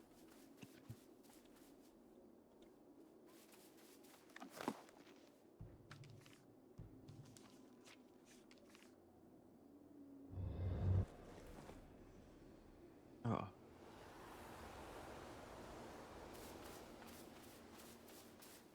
Oh, man. It's not the direction I expected my music to go in, but I'm cool with it today.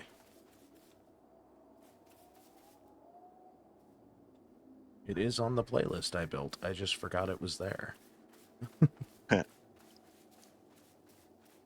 I don't have background music today because stupid stuff. I mean, because the reason that I brought up Alexa Plus and then never finished the story. Finishing stories in this stream? Yeah. Never. At We're least finishing stories. Something's probably wrong.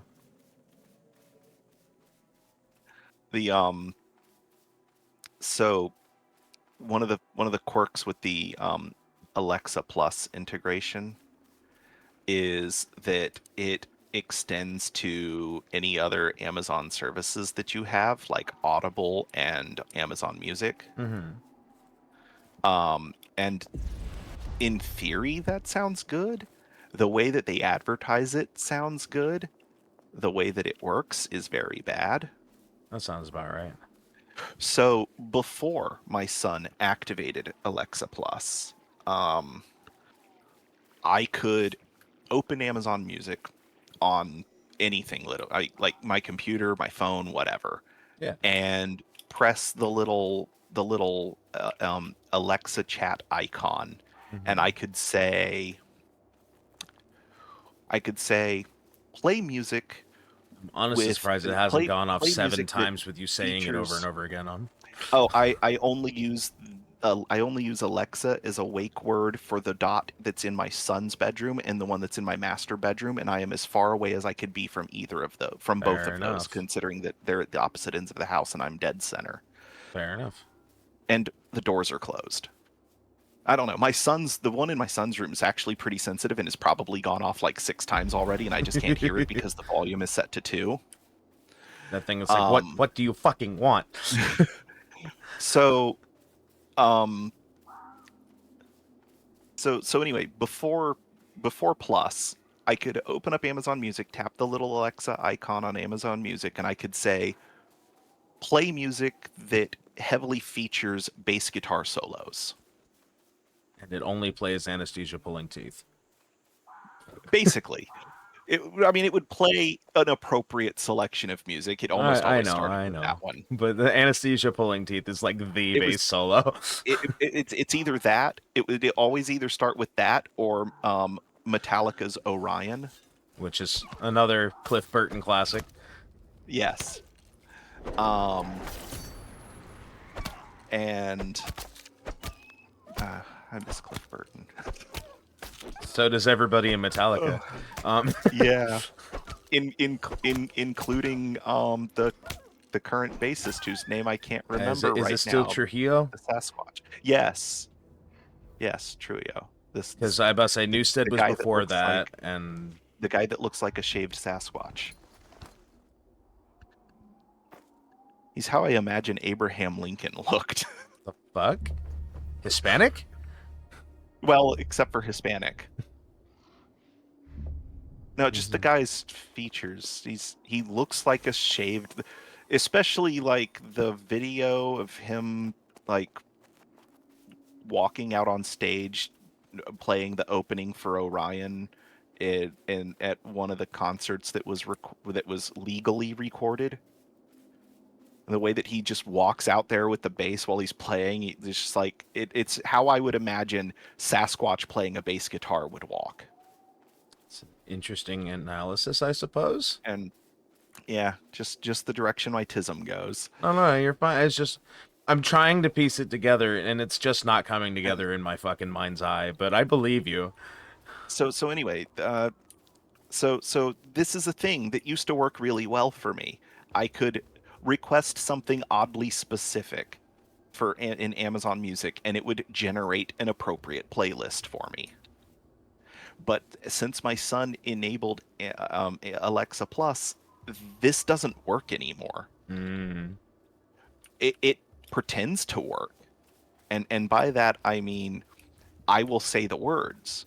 It will go, okay, playing such and such list of music, but the musical choices are not appropriate. I did this driving home yesterday. One of my favorite YouTubers uploaded a new video a couple days ago, and I hadn't watched it yet. And while I was waiting for, I had work yesterday. I had a paying job yesterday. How dare you? It was only for 30 minutes at $60 an hour, so I only made $30. But it was enough to pay for. But it was over near Ballast Point, which is like one end of Bayshore of the Bayshore. Yeah. The world's longest contiguous sidewalk. Mm-hmm. And there's the Ballast Point Park there that's right on the bay and has this lovely like mangrove forest that I helped plant back in 2004.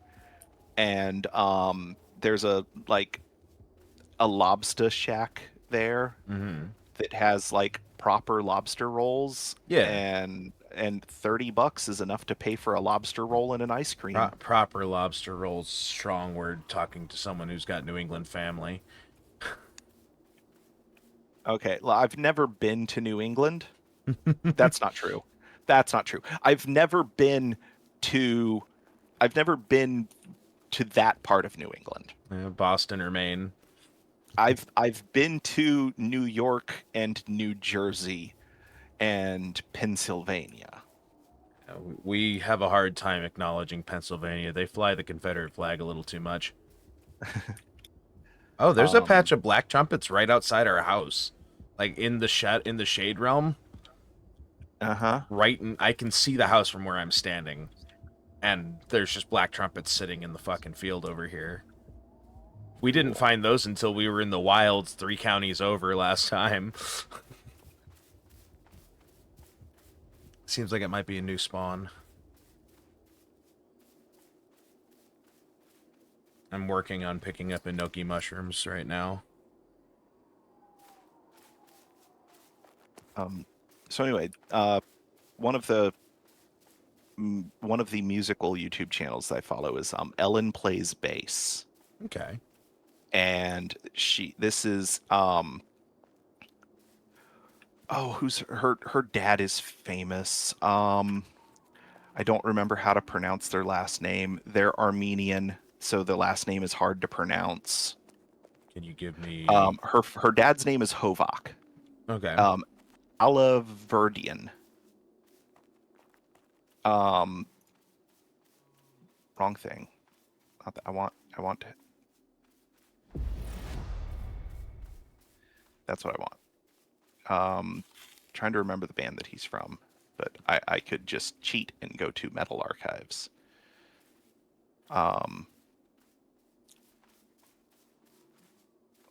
Sneaky deathcrab trying to pretend you're enoki mushrooms. Paradigma Project is the thing that he's best known for. Or his active band. Aeus. He was the guitarist for Aeus. And so when in 2020, when Ellen was like 6, she was like, I want to learn to play guitar. And Dad was like, sure, I'll teach you to play guitar, but let's go. I don't want you to touch any of my guitars, so let's go to Guitar Center and buy you a guitar. Mm-hmm. And so they went to Guitar Center and she grabbed a bass, not knowing that there was a difference. I mean, fair enough, though. And Dad was like, this is the one you want? She goes, this is the one I want. And so she started playing. He taught her to play bass. And she is amazing. She's got some videos that she did over the last couple of years, where from the time that she got good enough to play confidently, of her doing like bass solos from like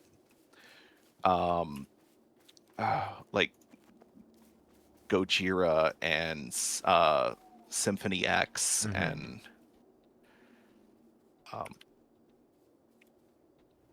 anyway, so she dropped a new video, and while I was waiting for when I was waiting for this server that I was working on to recognize that I had replaced the old client of mine that no longer has a service contract because I canceled all of my service contracts, or elected not to renew any of my service contracts after my son was born. Mm-hmm. So that I didn't have to worry about being contractually obligated to leave my son to go do things at a place where I'm not going to be able to bring a child. Yeah.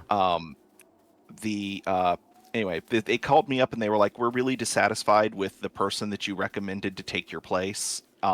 We have chosen not to renew their contract. We have been fine without any maintenance for a few years, without anything more than just like the basic maintenance of every once in a while opening up the server cabinet and blowing the dust out. Yeah. The standard maintenance routine. Right. But they were like, but we had a drive failure and we don't know which of the spares we don't know which of the spares, what spare, like what drives are safe to use as a spare to replace it. Yeah. And we don't really want to buy a new drive and have to wait for it to be delivered. Fair. Can you come out here and do this? Like your replacement didn't change anything. Everything is still using the organizational system that you set up. And I was like, okay, well, it's been 5 years, so I don't remember what that is offhand. I would absolutely have to show up. And remember, like from the moment that I agree to leave my house, you owe me at a minimum $30. And they're like, yeah, that's not a problem. And they were like, what's your hourly rate again? And I was like, it's $60 an hour, and I charge from the moment that I arrive. And they're like, okay, we'll pay you whatever it is, however long it takes. And I was like, well, do you want me to stand around and wait for the raid array to rebuild? Or are you comfortable monitoring that and then just having me come back out if something goes wrong? And they're like, we'll do that because that'll be cheaper. Understandably so. I was like, okay, good. I prefer that because I really don't want to be sitting in your server room for 16 hours. Yeah. So they anyway, so I went out there, found a appropriate drive that didn't have very many usage hours on it.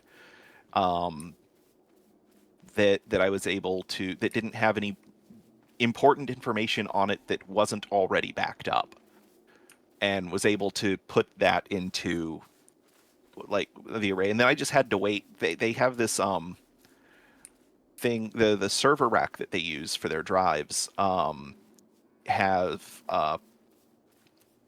the company that makes it doesn't exist anymore.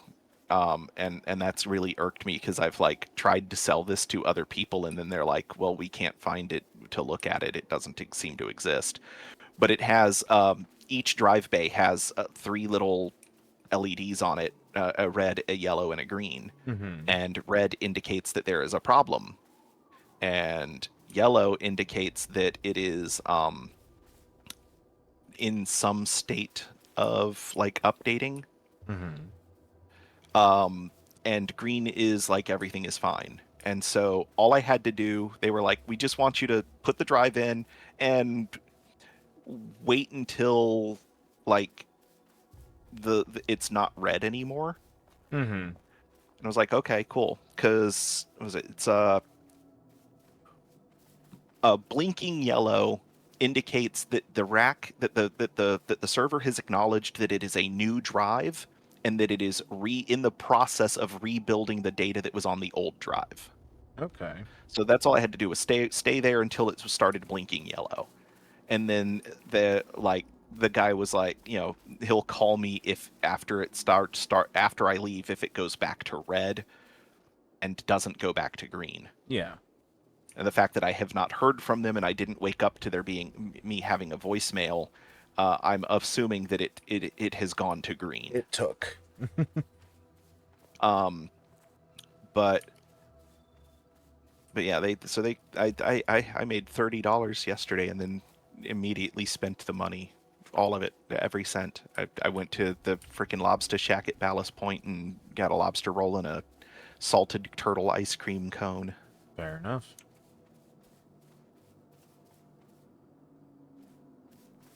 And my wife is like, we could have used that money. And I'm like, we have an agreement that any money that I earn that is paid to me in cash is mine.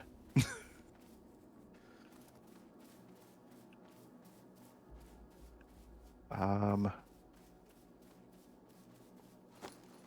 4. Okay, so Stormy moved his buildings, but he didn't release the plot, which is why the dock is still there. Fair enough.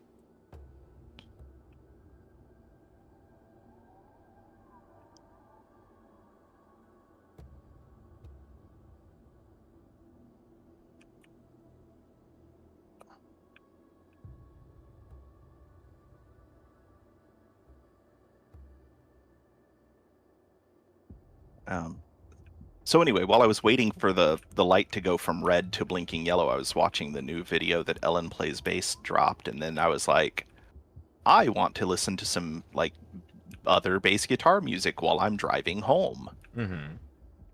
So I opened Amazon Music and I pushed the button and I said, Alexa, play music that heavily features bass guitar solos. And it says, okay, playing such and such playlist. And the first selection was a Rachmaninoff piano concerto. Which I love. Rachmaninoff is one of my favorite composers, but that's not what I wanted to listen to. That doesn't fit the fucking period. There is now music coming from my kitchen because the wake word for the Echo show in the kitchen is Amazon. The inconvenience of modern technology.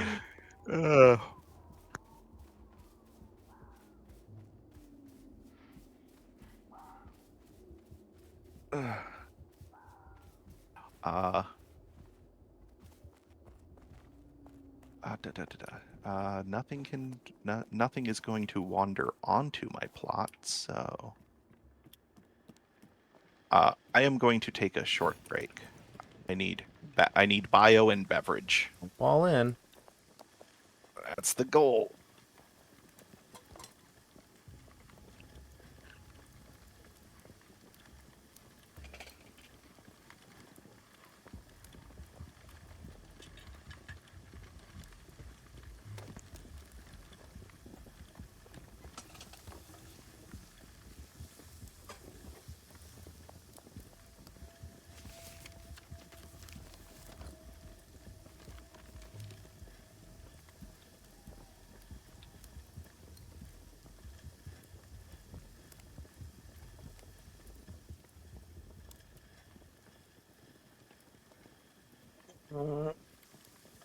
Oh, time for a large stretch. Oh, that feels lovely. Sometimes you just gotta let it fucking crack, snap, crackle, pop all the way back down your back. Feels great.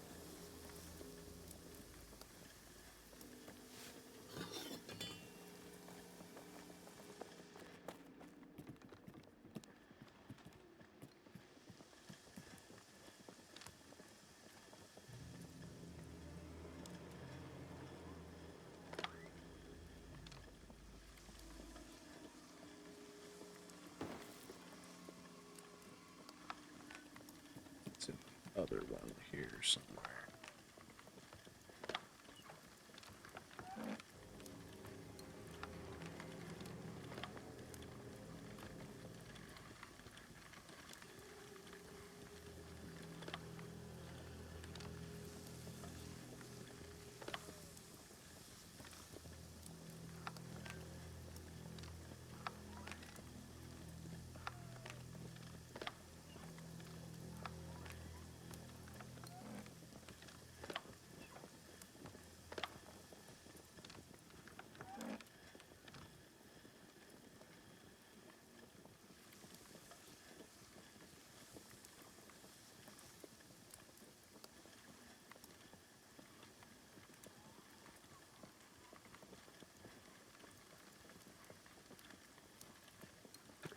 And I'm back.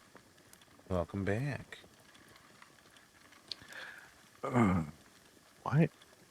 When did I? Put your sentence together before you spit it out. I was wondering why there's 10 in my inventory, because I don't remember smacking a 10 thing. Sounds like you did at some point. I mean,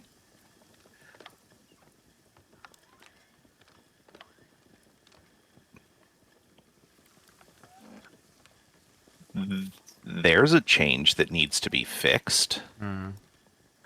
Okay, so had a I had a stack of 8 tin ore in my inventory. Okay. I opened up my ore chest to deposit it.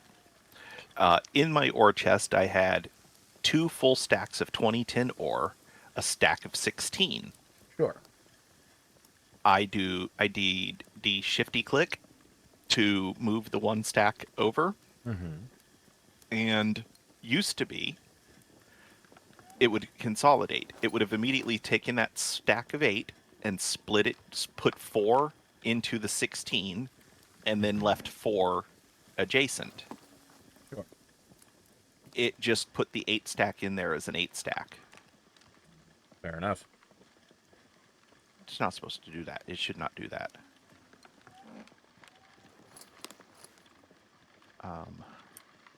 Okay, where's my... There's my shiny rocks box. Get rid of those. I still need to fucking eventually get access to a standard cooking hearth, not just the basic one.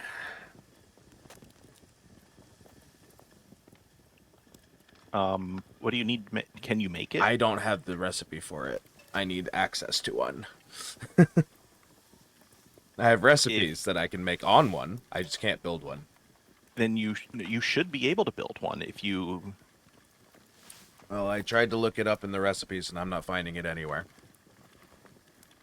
You need... Where is it? Hold on.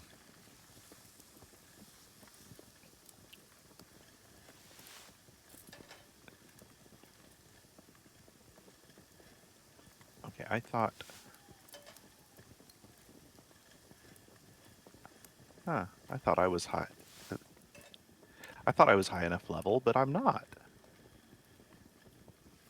My charcuterie is high enough that I can see butcher's tools. But I can't make them yet. I mean, to be fair, my cooking is only level 14. It's 15. Yeah, well, right now the only thing that I have on the cooking hearth is tallow and lard. I don't even have, like, I'm just using the search function in the journal for recipes.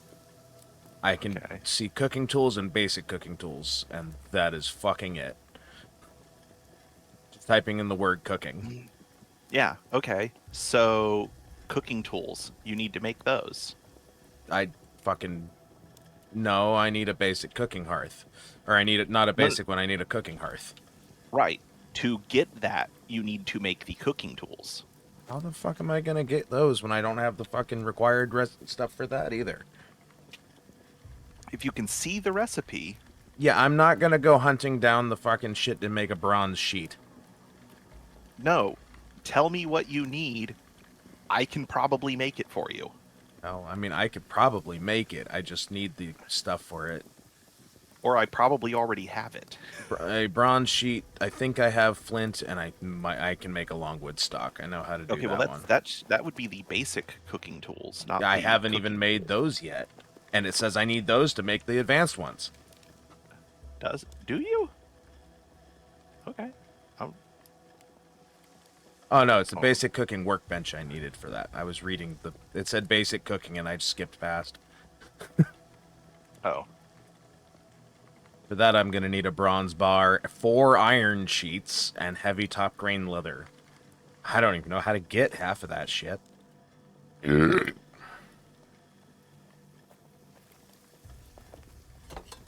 Cooking hearth. Cooking hearth, yeah, requires... Okay, so the cooking hearth, the not basic, Yes. requires 4 copper ingots, 4 bronze sheets, 25 clay, 50 charcoal, 30 limestone, 20 ice, and 1 cooking tools.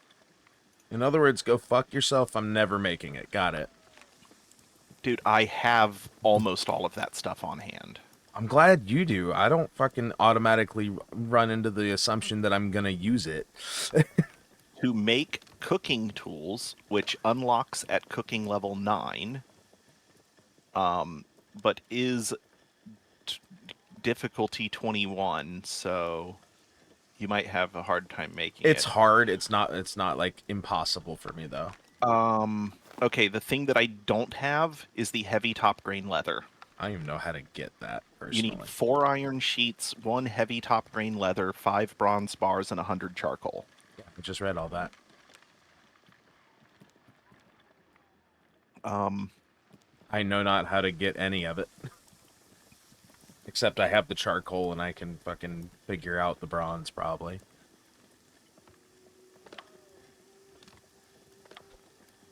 Iron sheets, I'm SOL. Yeah. You'll have to buy the heavy top grain leather unless there's some in the storeroom. But everything else I have in at least some amount. Yeah, I have 18 iron sheets.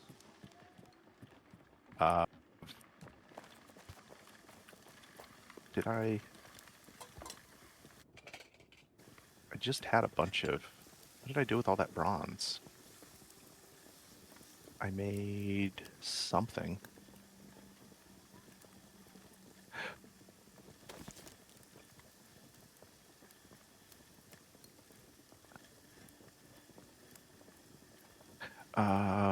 Oh right, what I made with that, I think I stuck it up here because I was going to use it for something else.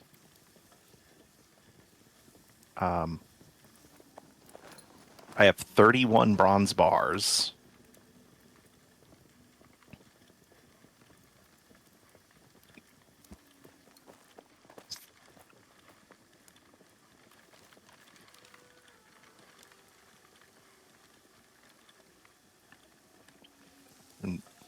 And I'm sure you have at least 100 charcoal. I have plenty of charcoal. Okay. Yeah, I don't even know where to fucking start about getting that leather. Let's see. Marketplace. Search heavy top. You can get 20 heavy top grain leather for 45 gold. And the market for it is just on the other side of the river from the Petra for Oven. Okay. Yeah, they're both. There's two stacks of 20 available. See I got plenty of gold. That's just a matter of making my way over there. Which reminds me, I haven't bribed the gods yet today. He says just across the river. Yeah. If you I'm go Petramaying right now, so. Okay. Yeah, if you pull it up in the market interface, the Heartland markets, there's an option for you to track its location. You do view location, and then you hit tab to track location, and it'll put it on your compass. Or I can just click the button that says track location. That too. Oh boy, finally a use for my gold.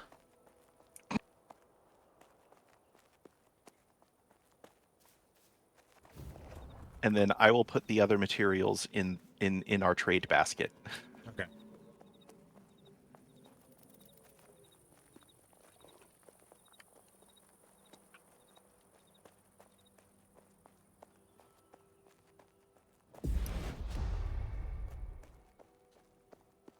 So the iron bars and the bronze bars and the iron sheets are in the trade basket. Sounds good to me. Stamina come back, and I can clear this channel, no problem.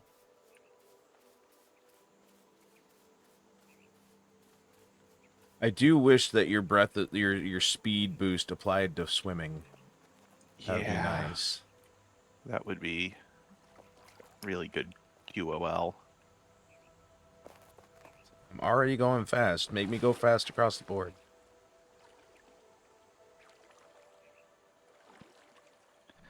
The only reason to not have your running speed boost apply to all of your movement speeds is if you plan on having other ways to boost your other movement speeds. Yeah.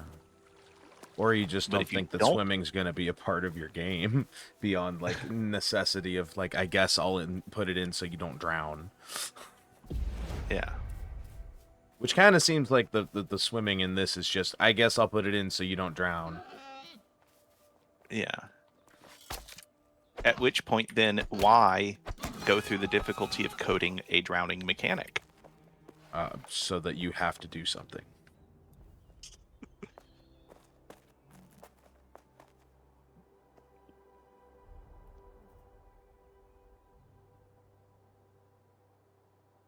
Okay, where's me brick walls? Oh, right. They don't look like brick walls. So dumb. I want brick walls that look like brick walls. I want a man who would look like a man. Mm. Okay, why do you build so many market stalls and then it's not clear which one has the thing? There should be an icon on your screen. Like when you get close to it, it should.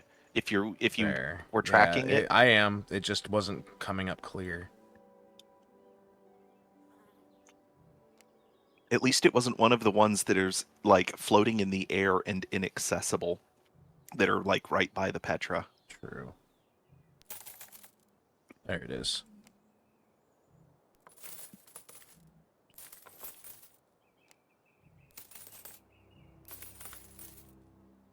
There we go. I now have all their leather.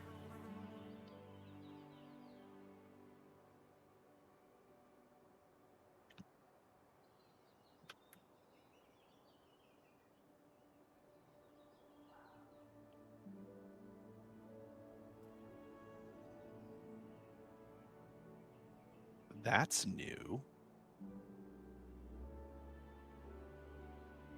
What'd you find? I just realized that I could build granite arches. I have the granite arch foundation. I just can't mine granite. Yet. Yeah. Okay, let's...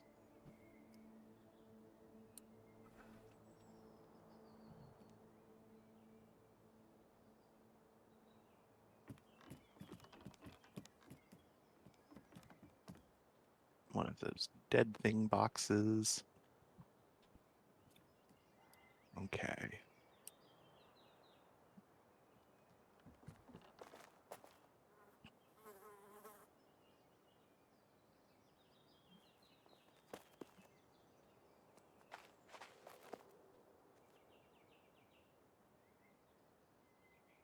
Gonna put mandrake with the onions because they both grow in the dirt.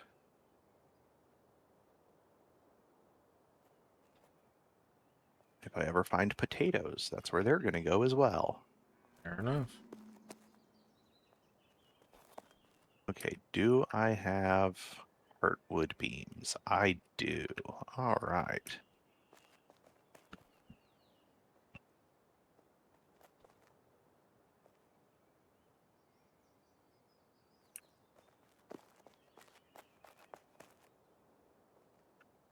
Oh, right. The stairs are in the same place, except I moved them for this floor, put them over here, and then they come up this way. And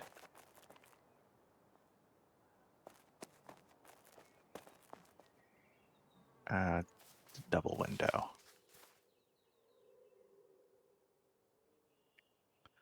Oh wait, it's already the double window. Is this all? Oh, it's all double window. Okay, well at least that's consistent.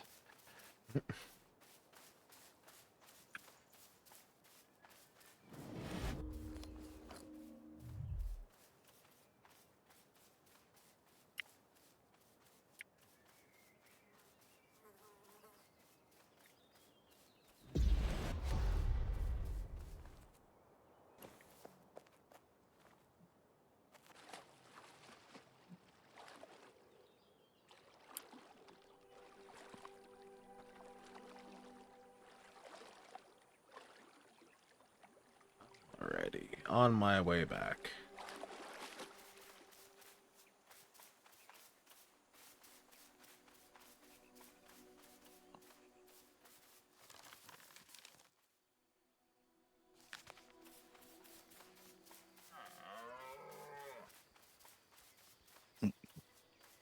Building on extended plot area. Yes, I'm well aware. I did it on a porpoise. Pretty sure that's against a lot of animal rights things to do. Now ask me if I care. I kind of do, because that's gross. Also highly illegal in most places. Most, but not all.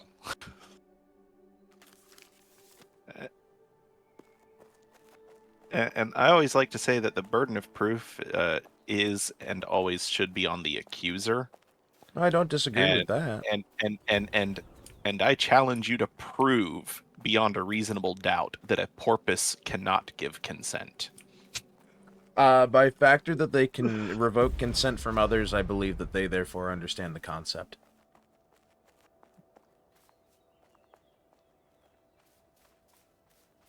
Considering how cruel dolphins act in general, I believe they understand the concept.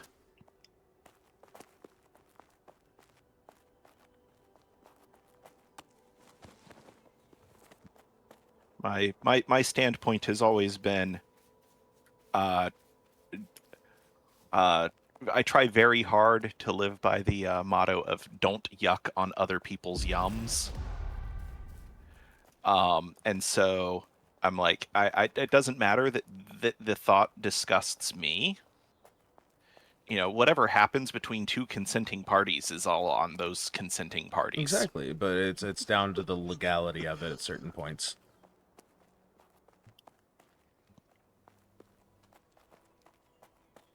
And my standpoint on legality is my belief on the standpoint of legality is that the deterministic the determining factor of whether or not something is legal should be entirely on were all of the parties involved consenting. If yes, then no law should have been broken. Again, I agree with that to an extent. But there are extenuating circumstances. Yeah. Because there are certain cases where that's just not going to apply in perpetuity, and you're going to need to look closer. Right. Was it my one of my grandfather's favorite sayings is there are no perfect systems. Not without minutia, no. That is the big hurdle, is making sure that you find the fine lines.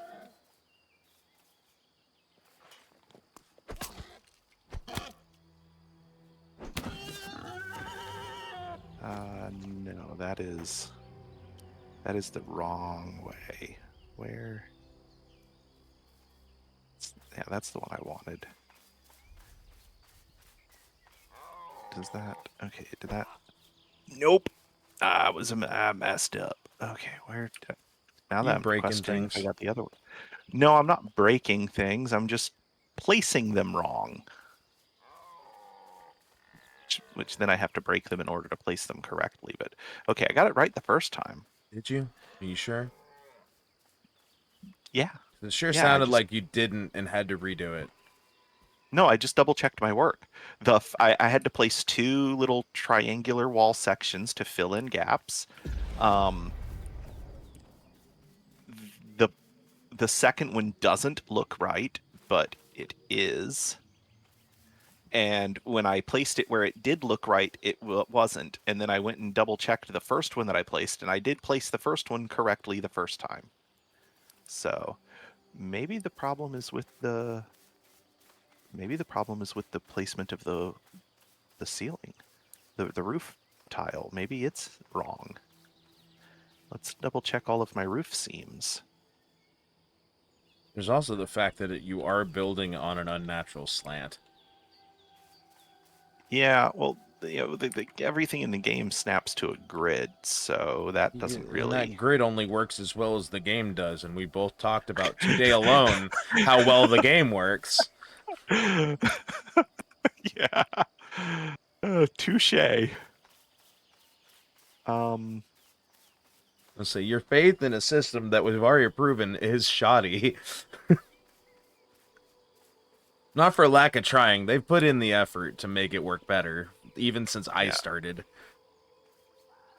No, the seams are perfect. The tile is just a few too many pixels oversized, and it makes it look bad.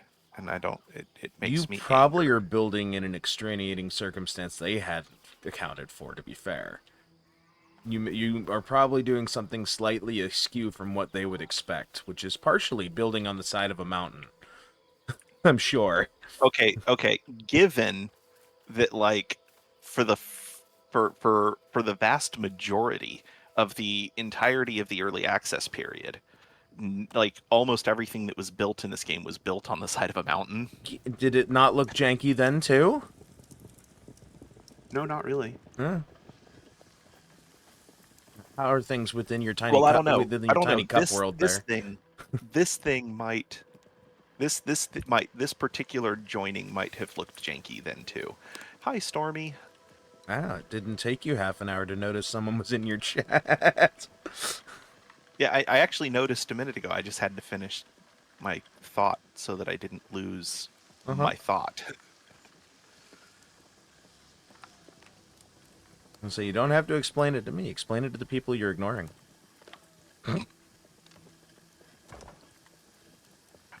I would argue that ignoring is an active process. I And mean, so if I'm not most choosing things to, most if things it's can be happening argued to be an accidental. active process, whether you want them to be or not. Yeah, I saw the post about it in the Discord. Are you looking for someone to take over your plots before you release them so it doesn't destroy the boardwalk?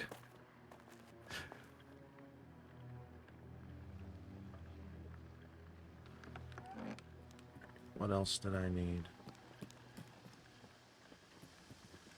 Oh, nose itches. Where's stairs? Stairs. What do I need for stairs? It was, I believe, charcoal was the other thing, right? Planks.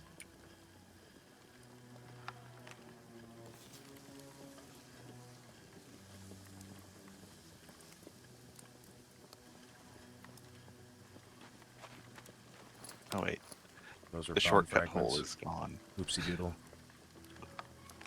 Bone fragments, charcoal, they look the same in sprite form.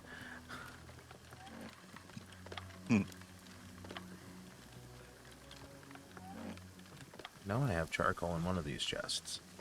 I just have no fucking long-term memory to remember which one's which, so I have to go through each one every time.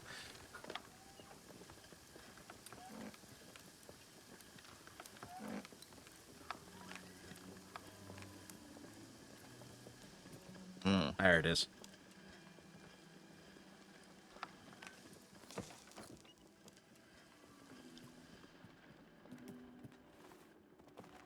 This is going to be individual.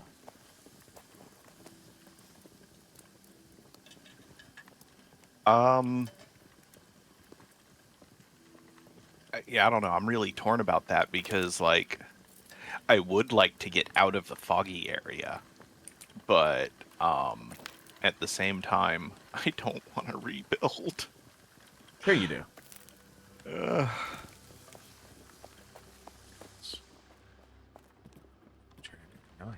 If I keep at it.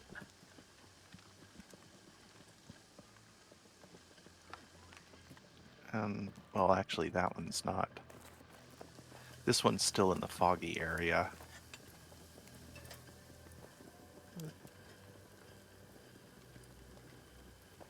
How far do I have to go before the fog goes away? Gotcha, you fucker.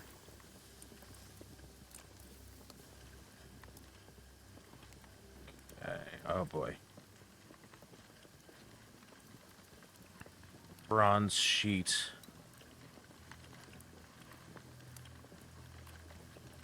Clay. Copper ingots. Nice. And limestone. Okay. Fog goes away about where the front door is. Oh. Okay, do you consider the lake to be the front or the back of your house? That is a solid question. Oh, clearly the back, because there is no door on the lake side.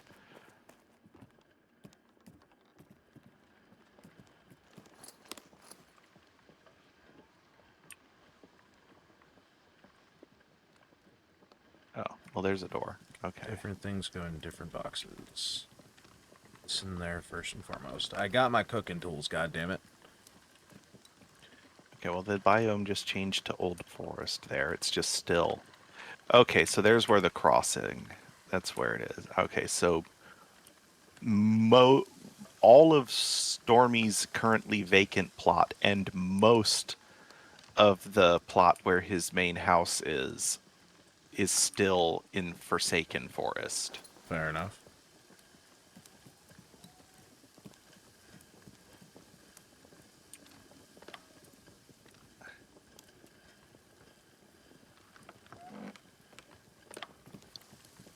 Yeah, I see.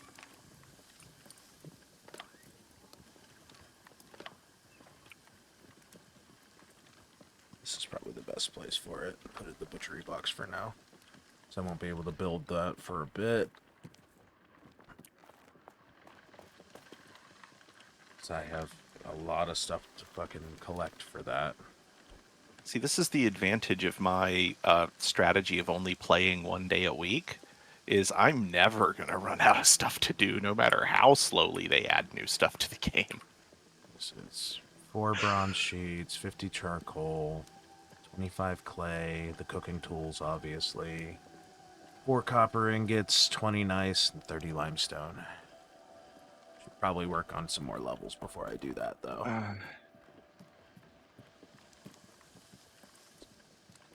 The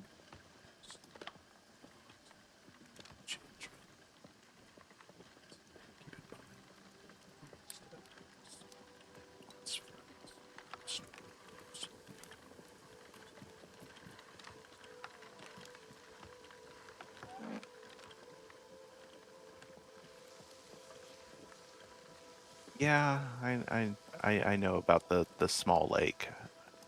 I really liked this spot, except for well, I don't mind the fog. It's that it's the really creepy music that happens at nighttime sometimes.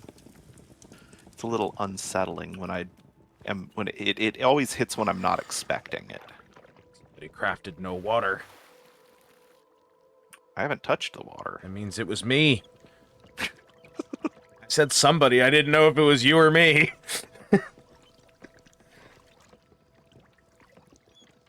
I'll take the blame. I just don't have the memory. My brain keeps about 30 minutes of information and then spares the rest.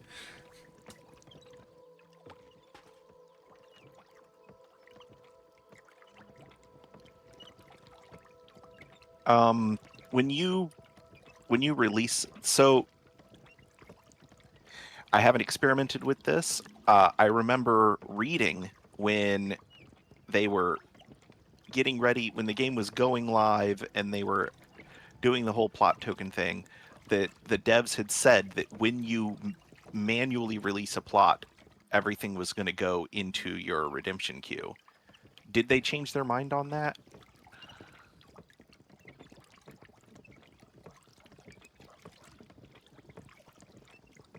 Or in order to get my stuff into my redemption queue, do I need to just let my plot expire?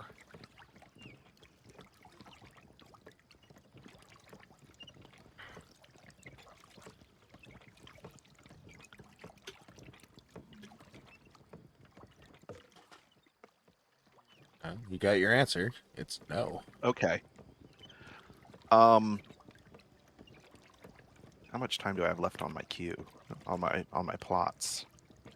Oh,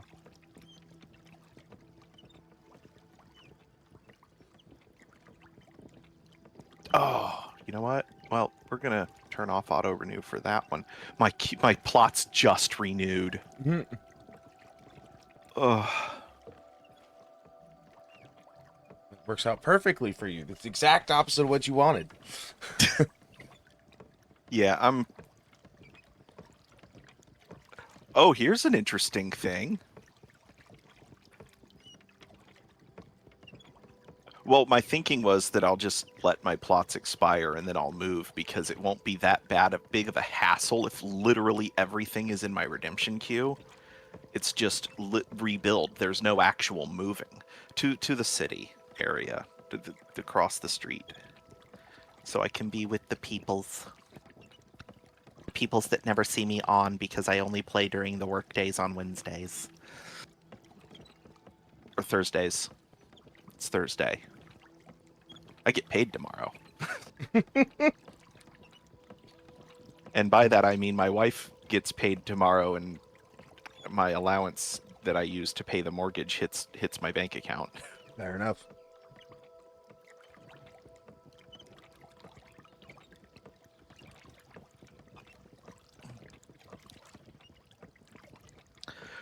But here's an interesting question. All of the things that are in my house, most of the things that are in my house, don't even belong to me. No, it's mostly mine. Yeah. Those will just remain floating there. Yeah, I will receive no access. I was wondering what will happen to Kaiden's stuff if I let my house expire. It will float. I'll be one of those people with floating boxes and nothing built around them.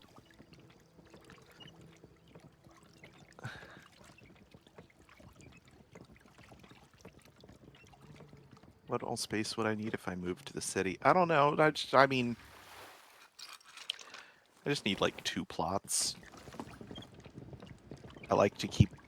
I don't even need 2 plots. I've been arguing for the longest time that like literally all someone needs to play this game properly is a single plot.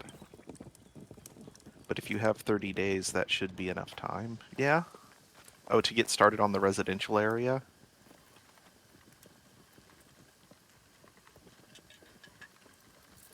I'm gonna go get out of the fog and then do the fly camera thing. And go look at what the city looks like right now.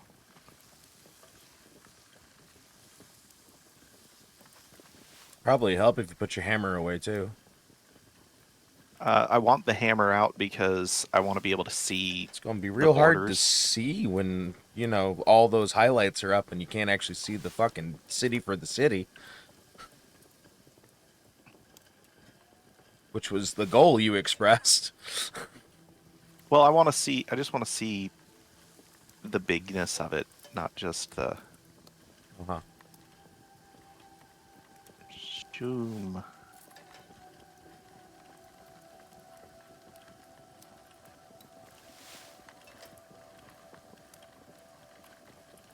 I also need to back up from my monitor because I'm giving myself motion sickness.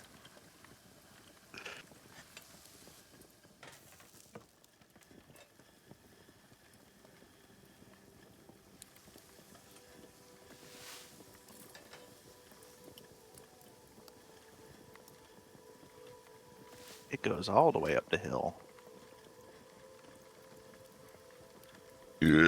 Excuse me, folks. That was a good one.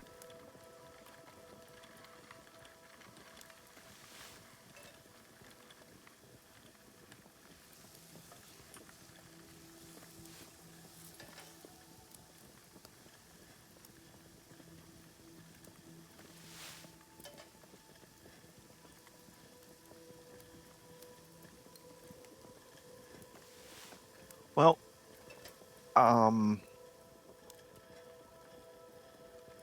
yeah, I'm definitely too lazy to move by normal means.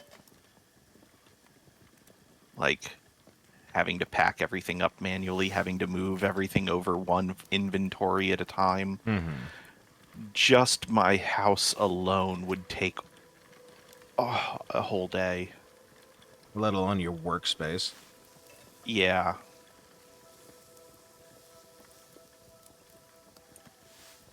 It looks so good just built into the mountain like that, though. That's funny for you to think that I was going to fucking do a damn thing. As I said, my box is going to be floating, and that's where they're going to stay if he moves. Oh crap! I can't take the mouse out of window when I'm in the flying camera. That kind of makes sense, though. I screwed up walking up those steps.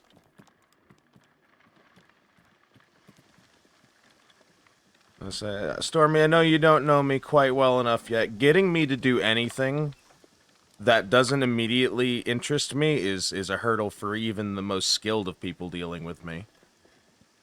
I am the obstinate autistic. And artistic, but autistic.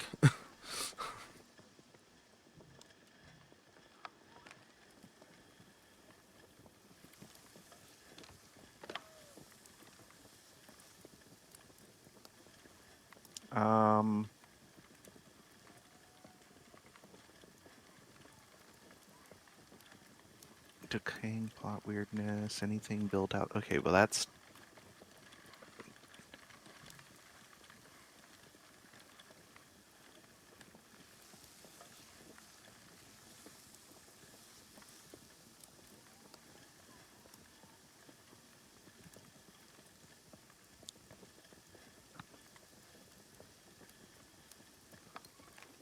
Okay, according to Reddit,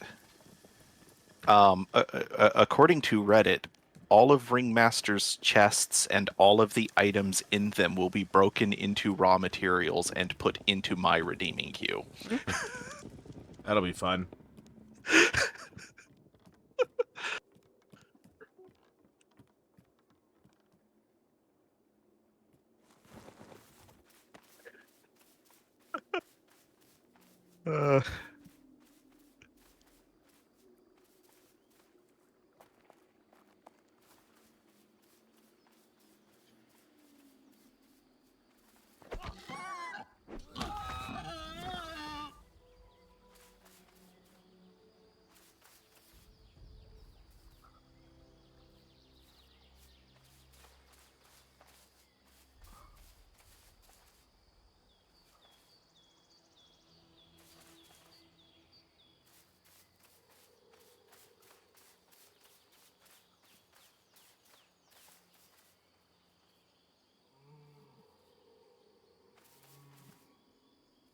Let's go more specific.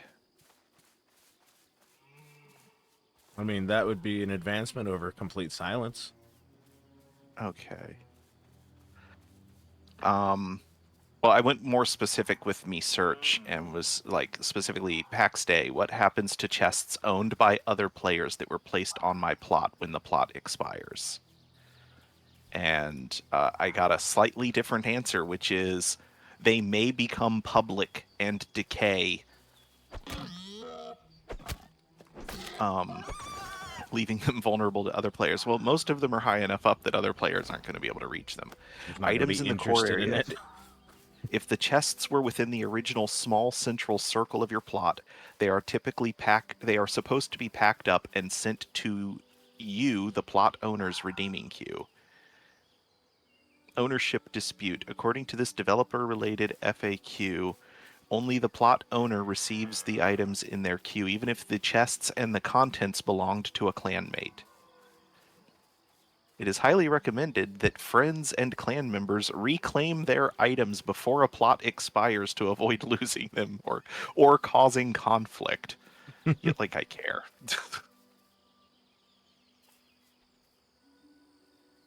Pre-built furniture and storage should go to your queue. Everything else should break down to its simplest form, like beams and planks, and go into your queue. Okay.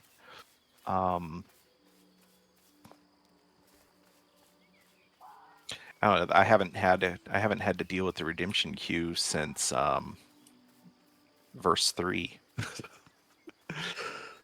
And when in verse 3, when I had to rebuild, all of my stuff had converted back into like wood, not beams, but wood.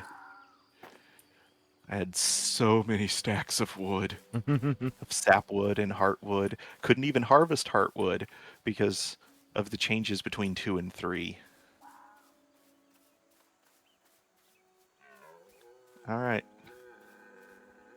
Well, in that case, I guess you're going to be moving with me because all of your stuff is going to become mine. I mean, give me a point when you get around to it, and fucking, I'll move everything over myself. No, I'll just. Well, a lot of it's gonna all the chests are gonna get broken down. Right. So can't do that because you the chests, nor I can fucking craft them. The chests. Stormy's saying that pre-built furniture and storage should go to the queue, so the chests will stay as chests. Don't those have recipes so they would get broken down? No, only the construction items are supposed to get broken down. I thought they were built items, but they may not have been built by you, but they were built. Right, but they are considered pre-built furniture. That doesn't make sense though, because you have to build them. Right, but you don't. Okay, but they are considered furniture, and furniture doesn't break down. And there's Stormy creeping up on us with his goat head. Let's say oh no, that's Lord Scar. The hyper specificity is the problem for me. Like at certain points, this game gets extremely granular, and other times it's like, fuck it, whatever. So you know, those are not the methodology. Scar's over here doing the Macarena. Most of this shit I don't fucking care about mixing in with yours. Stuff that I do care about is all easy enough to separate back out. It's like the equipment I have set aside for when I go up another level and stuff like that, because you don't wear heavy, so...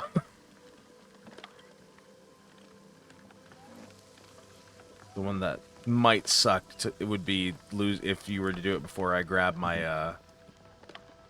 the cooking tools I just made. Right. That would disappear, I think. That would be about the worst of it. They had to try and simplify it. Simplification is for those who need simplifying, and the people who play this game are majoritively people who don't care about it being simple, I guarantee.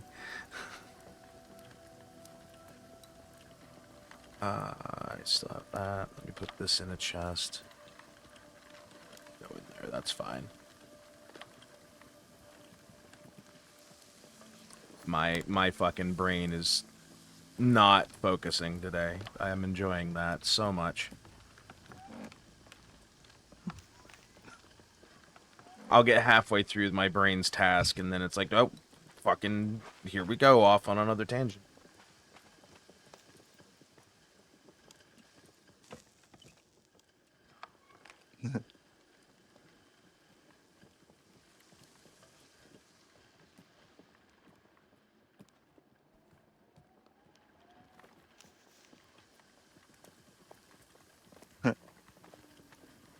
Oh, he's on one of our. He's. I'd say yours probably.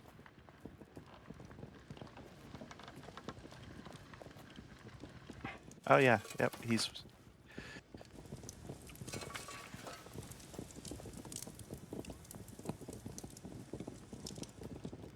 But yeah, we're. So yeah, Scar. We're gonna be moving in 30 days when my plots expire. He's everywhere. Because I'm too lazy to do it manually.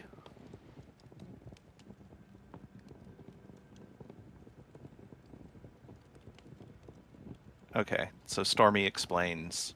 When you break down a chest, it goes to your inventory as a chest. When you break down wall and roof pieces, they go to your inventory as bricks and beams. Okay.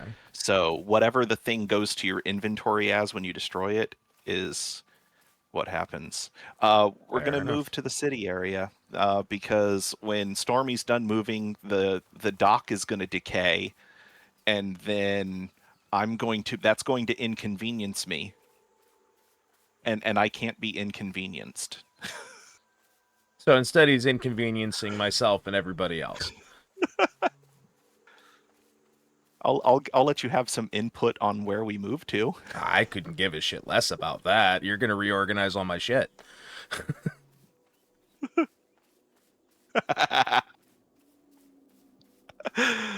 uh,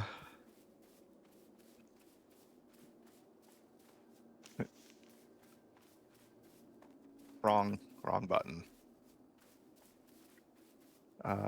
Well, I'm gonna go ahead and.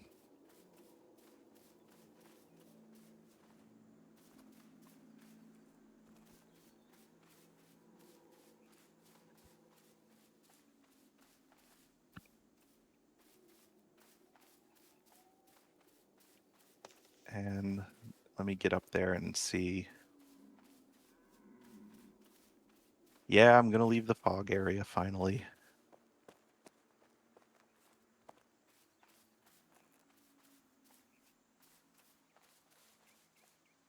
So the most I'm hearing is don't build the hearth yet.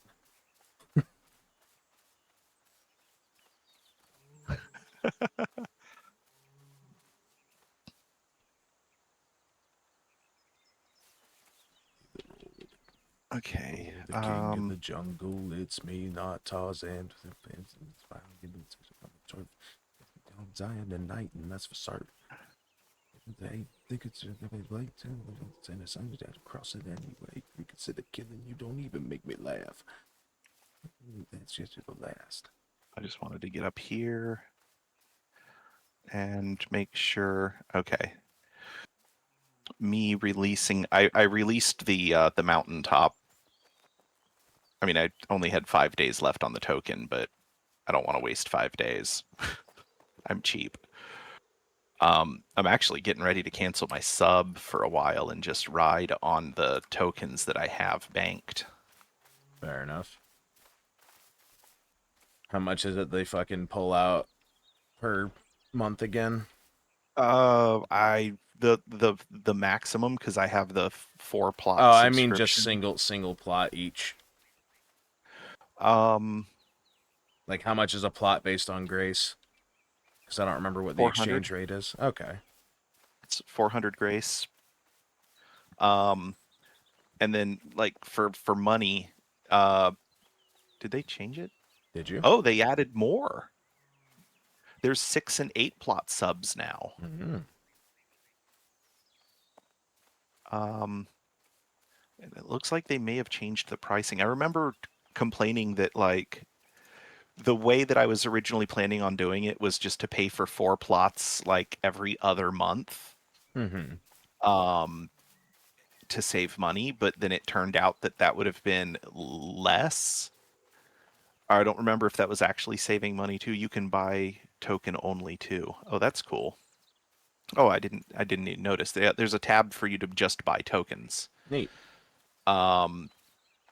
And you can buy 10 tokens for $42.49. Good Christ. Or 1 token for $4.99. Or 5 tokens for $22.49. I think I'll remember. I think I'll remain a free player, not spend any of that. Yeah, because Grace works. If you felt the need to have a plot, or continuing to bum off of your friend. I mean, the moment you quit this, I'm probably not coming back. So. All right, so let's ignore the penny, and just call that $4 for premium. So $6, $7 for premium plus one plot makes one plot token $3. Except that if you want to buy just the token, it's $5. So if we do, what's my current one is $18.99, so that's $19 minus the $4 for premium is $15 for 4 plots. That's $3, and it's still, if I was only looking at the cost per plot, I'm paying $3.75 a month per plot token, which is more per plot than if I were only paying for one plot.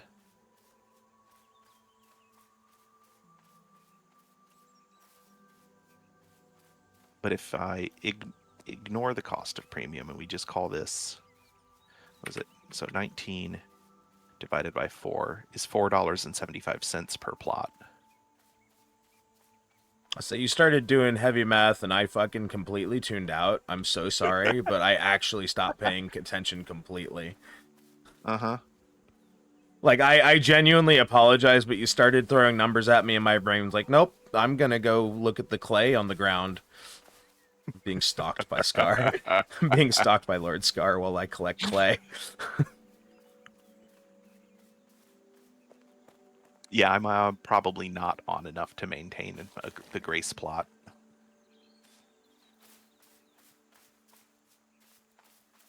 Especially if I don't have my 50% extra Grace on login. I could probably set up a script on my computer to just log me into the game every day at the same time every day just to get me the Grace. Says the man who cannot be inconvenienced. Yeah. It's a matter of how much work would it... Well, I could still... I wonder if... I was going to say I could use AC Tool to do it, and that would be super easy, but I don't know if AC Tool even runs on Windows 11.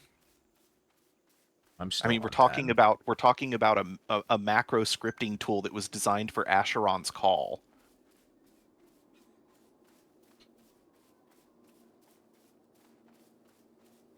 How long Feels ago like was a that? bit of a specific reference that I'm not grasping, so.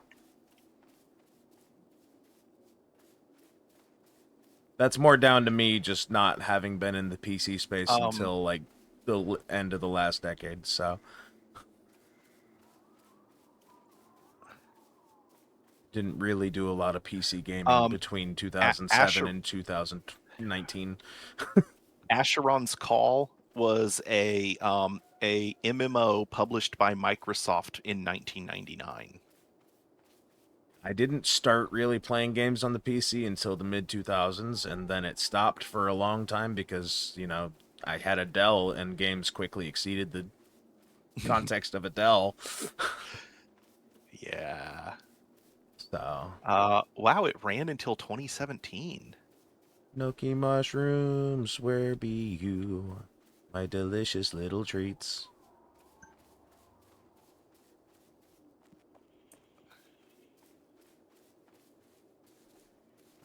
I'm like half. Oh, black trumpets. I'll take these.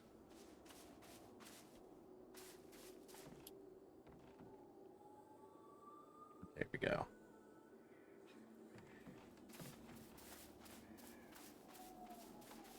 Starwart.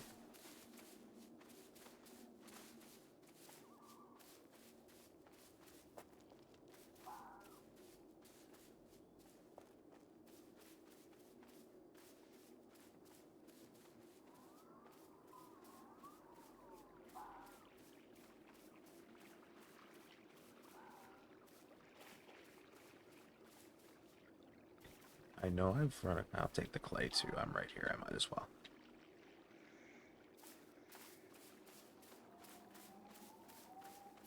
There you... Nope. That was the trick of the light. Fuck me. Huh. Interesting. That's...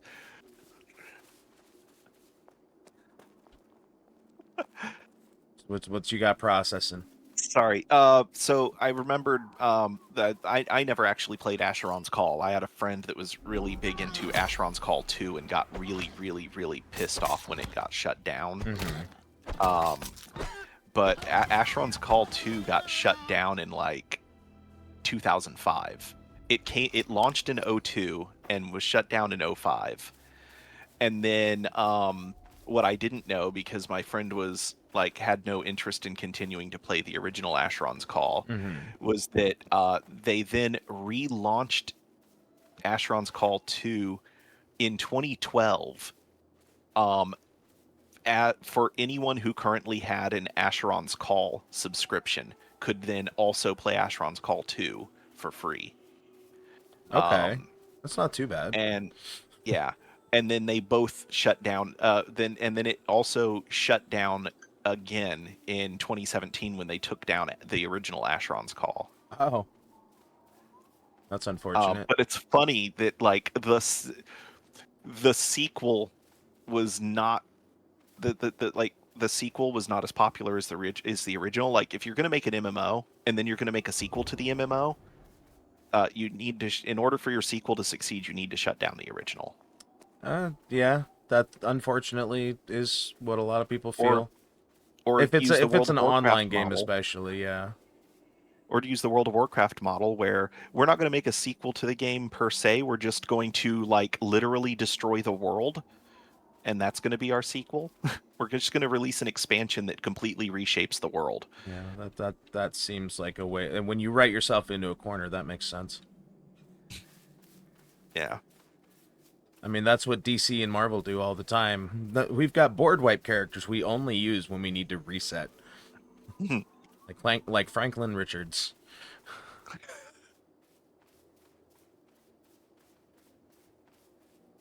Yeah, that makes me the introduction of that character into the MCU has me worried about the fate of the MCU. What should really have you worried is the 1,000 person layoff they just completed in specifically the Marvel graphics department.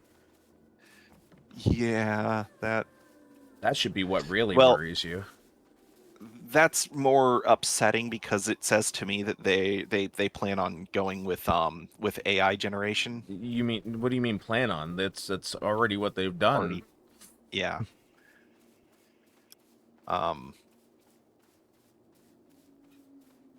It's definitely too bright here. I'm out of the zone now.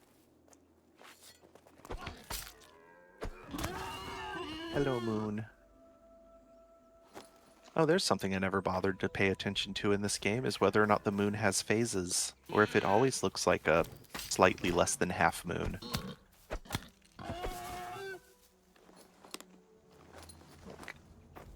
Adding that one little touch of realism there, like having there be phases to the moon, with it just being purely aesthetic, is a nice touch, but also one of those things that would make me, like, angry. Not like, I don't know, angry is a strong word. In what manner? Like, why go through the effort of coding phases of the moon if it has no impact on gameplay? Aesthetics. As a lazy person. As a lazy person. Remember, you're the person who said they fired everyone but the visual design team. The UI design team. That's visual design. And I don't think it was fired. I think they all like walked away from the game. They fired themselves. Yeah.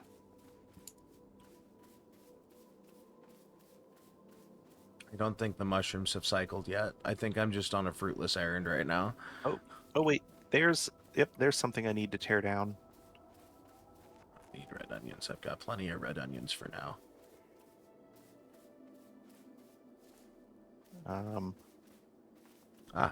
There's some enoki. Oops. I need to go empty my inventory. I just noticed a big giant section of wall that is outside of my plot area now because I released the mountaintop. Uh-oh. No, this side. I'm just being stalked by Lord Scar. You got to admire his commitment to the bit. I mean, yeah. He's just been hanging. I've been fucking. The only reason I keep noticing him is because I keep hearing footsteps off to the side because my headphones have the binaural effect. Mm-hmm. So every once in a while I hear shk, shk, shk, and I'll turn around. It's like, okay, I thought it was. I think it's a boar running up behind me that I didn't hear grunt or something. And no, it's just him hanging out in the fucking side. That or I'll hear him cast something. He might be throwing stam buffs on you. Maybe. I haven't been paying attention to my bars enough. Also, really haven't been using enough stamina to buff that much. Orinoki, there it is. I should really just use the fucking gathering buff again, but it's eh. I already did that today. I'd like to fucking save some grace back up. How much grace you got? Oh, where's that fucking... I just saw it. There it is. 295. Oh. That's... Remember, I chewed through a bunch of it by teleporting around a couple weeks back. Right. Okay, alright. Everything else is inside the line except for this corner. Oh. You are not allowed. Okay, if I take this pillar out, does this stuff go red? No. Okay. You've got over 10 times the amount I have, Stormy. He has almost 3 times as much as I have. I'm at 1,007 something. I mean, I'm walking out of here with a fucking... another big stack of black trumpets. Alright, I'm going to turn the auto renew off. I am committing to moving in 30-ish days. The ish being the strong part. Well, yeah, because I'm not going to log on like, well, first off, like, day 30 is when the plot goes red. And then I think I still have 3 days after that before it actually disappears.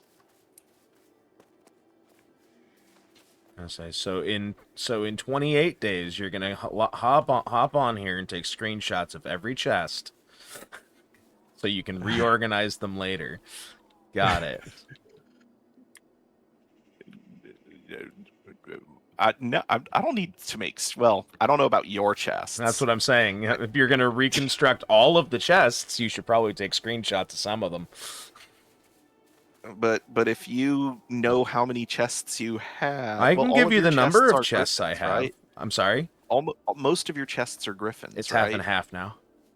Oh, okay. Remember, you gave me a bunch of smaller ones because we stopped being able to craft the other ones. Right.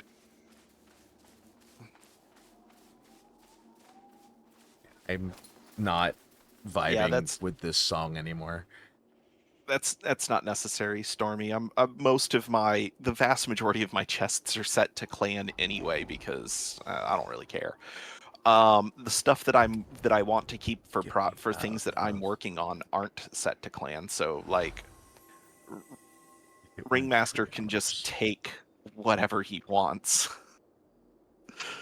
I know. I just like giving him shit. Like, technically, he doesn't even need his own chests. No, I don't, but I also, like, feel bad cluttering other people's space with a bunch of extra bullshit that they don't need. That's a courtesy. And half the time that I say that I need to go find X, he's like, it's in one of my chests, just grab it. So it's been a shared resource since day one, because my ass ain't fucking using half of it. I just pick shit up. I am very much the ooh piece of candy gamer. I see bright color, I pick it up, and if I use it, I use it. I have to go. Oh, are we wrapping up early today? We're gonna have to wrap up early today. Uh-oh. I have an opportunity to make another $30, maybe $60. Yeah. Go make your money. That's fine. I was running low on things to do anyways. the retirement community at Ballast Point that I was at yesterday. They finally got back to you? The guy, no, he he was like, I don't want to alarm you. The drive you replaced went green last night right before I left, but the drive next to it just went red. Fun. And I was like, I could tell you what to do, and he goes, I'd rather pay you to do it. I mean, that's a respectable stance. If I leave here in 10 minutes, I can get it done in time to pick up my son on time from school. Well, then go, motherfucker. Like, yeah, go do your thing.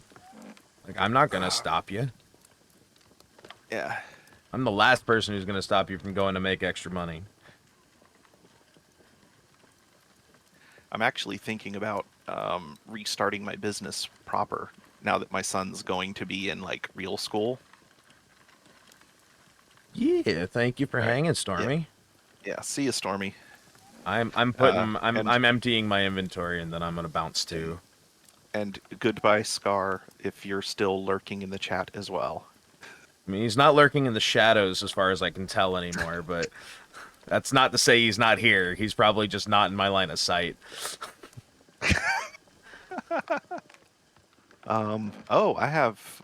He's everywhere. I have not just Stormy and Scar, but Dixon Bud has been lurking. Very nice. So I am just finishing clearing stuff out of my inventory. Indeed. Alright, everything's out of my inventory for the day. Well, let's find someone to raid. Loggeth out. You just exit the game. Table has nothing to do with the stream because I didn't even fucking set it up today. You have a jar of pickled onions next to you because I was playing with Gil on the dual chat last. My cells. Oh fuck! It's a nice stretch. All right, where? Let's see who we can raid out to. Hey Stormy, are you on or working? That is a question to have. Well, yeah, because sometimes he posts in Twitch chat from his work vehicle. He is not live currently, so I just clicked the link in the chat to open up his page. Ooh, cider spider's on. Come play Rival Wings Primal, getting every achievement. Send me a link Final because Fantasy. I don't have, or at least send me the fucking spelling so I can. Cider spider. Okay. One word. Yep. They're working on getting every achievement in Final Fantasy 14. Nice. All right, I'm gonna start my countdown now. Oh, not accepting incoming raids. Fair enough. Noted. I will look at my follow set and see what we can find.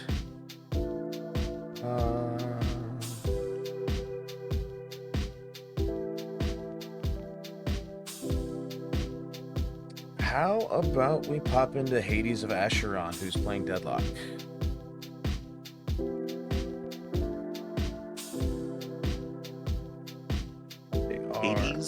Hades of Acheron. Acheron. Yeah, Hades of Acheron. Yeah. Alright, starting my countdown, and I will probably see everybody later tonight for Hunt Showdown. Is it letting you? Yes, I am getting the countdown. Because we are unable to raid this person at this time. Strange. Try syncing up now. Because it might just be a delayed thing. Regardless, I'm gonna shoot my peoples over there, and hopefully your peoples will join shortly. And I'll see everybody this evening in about 4 hours and change. Take it easy, folks. Yep.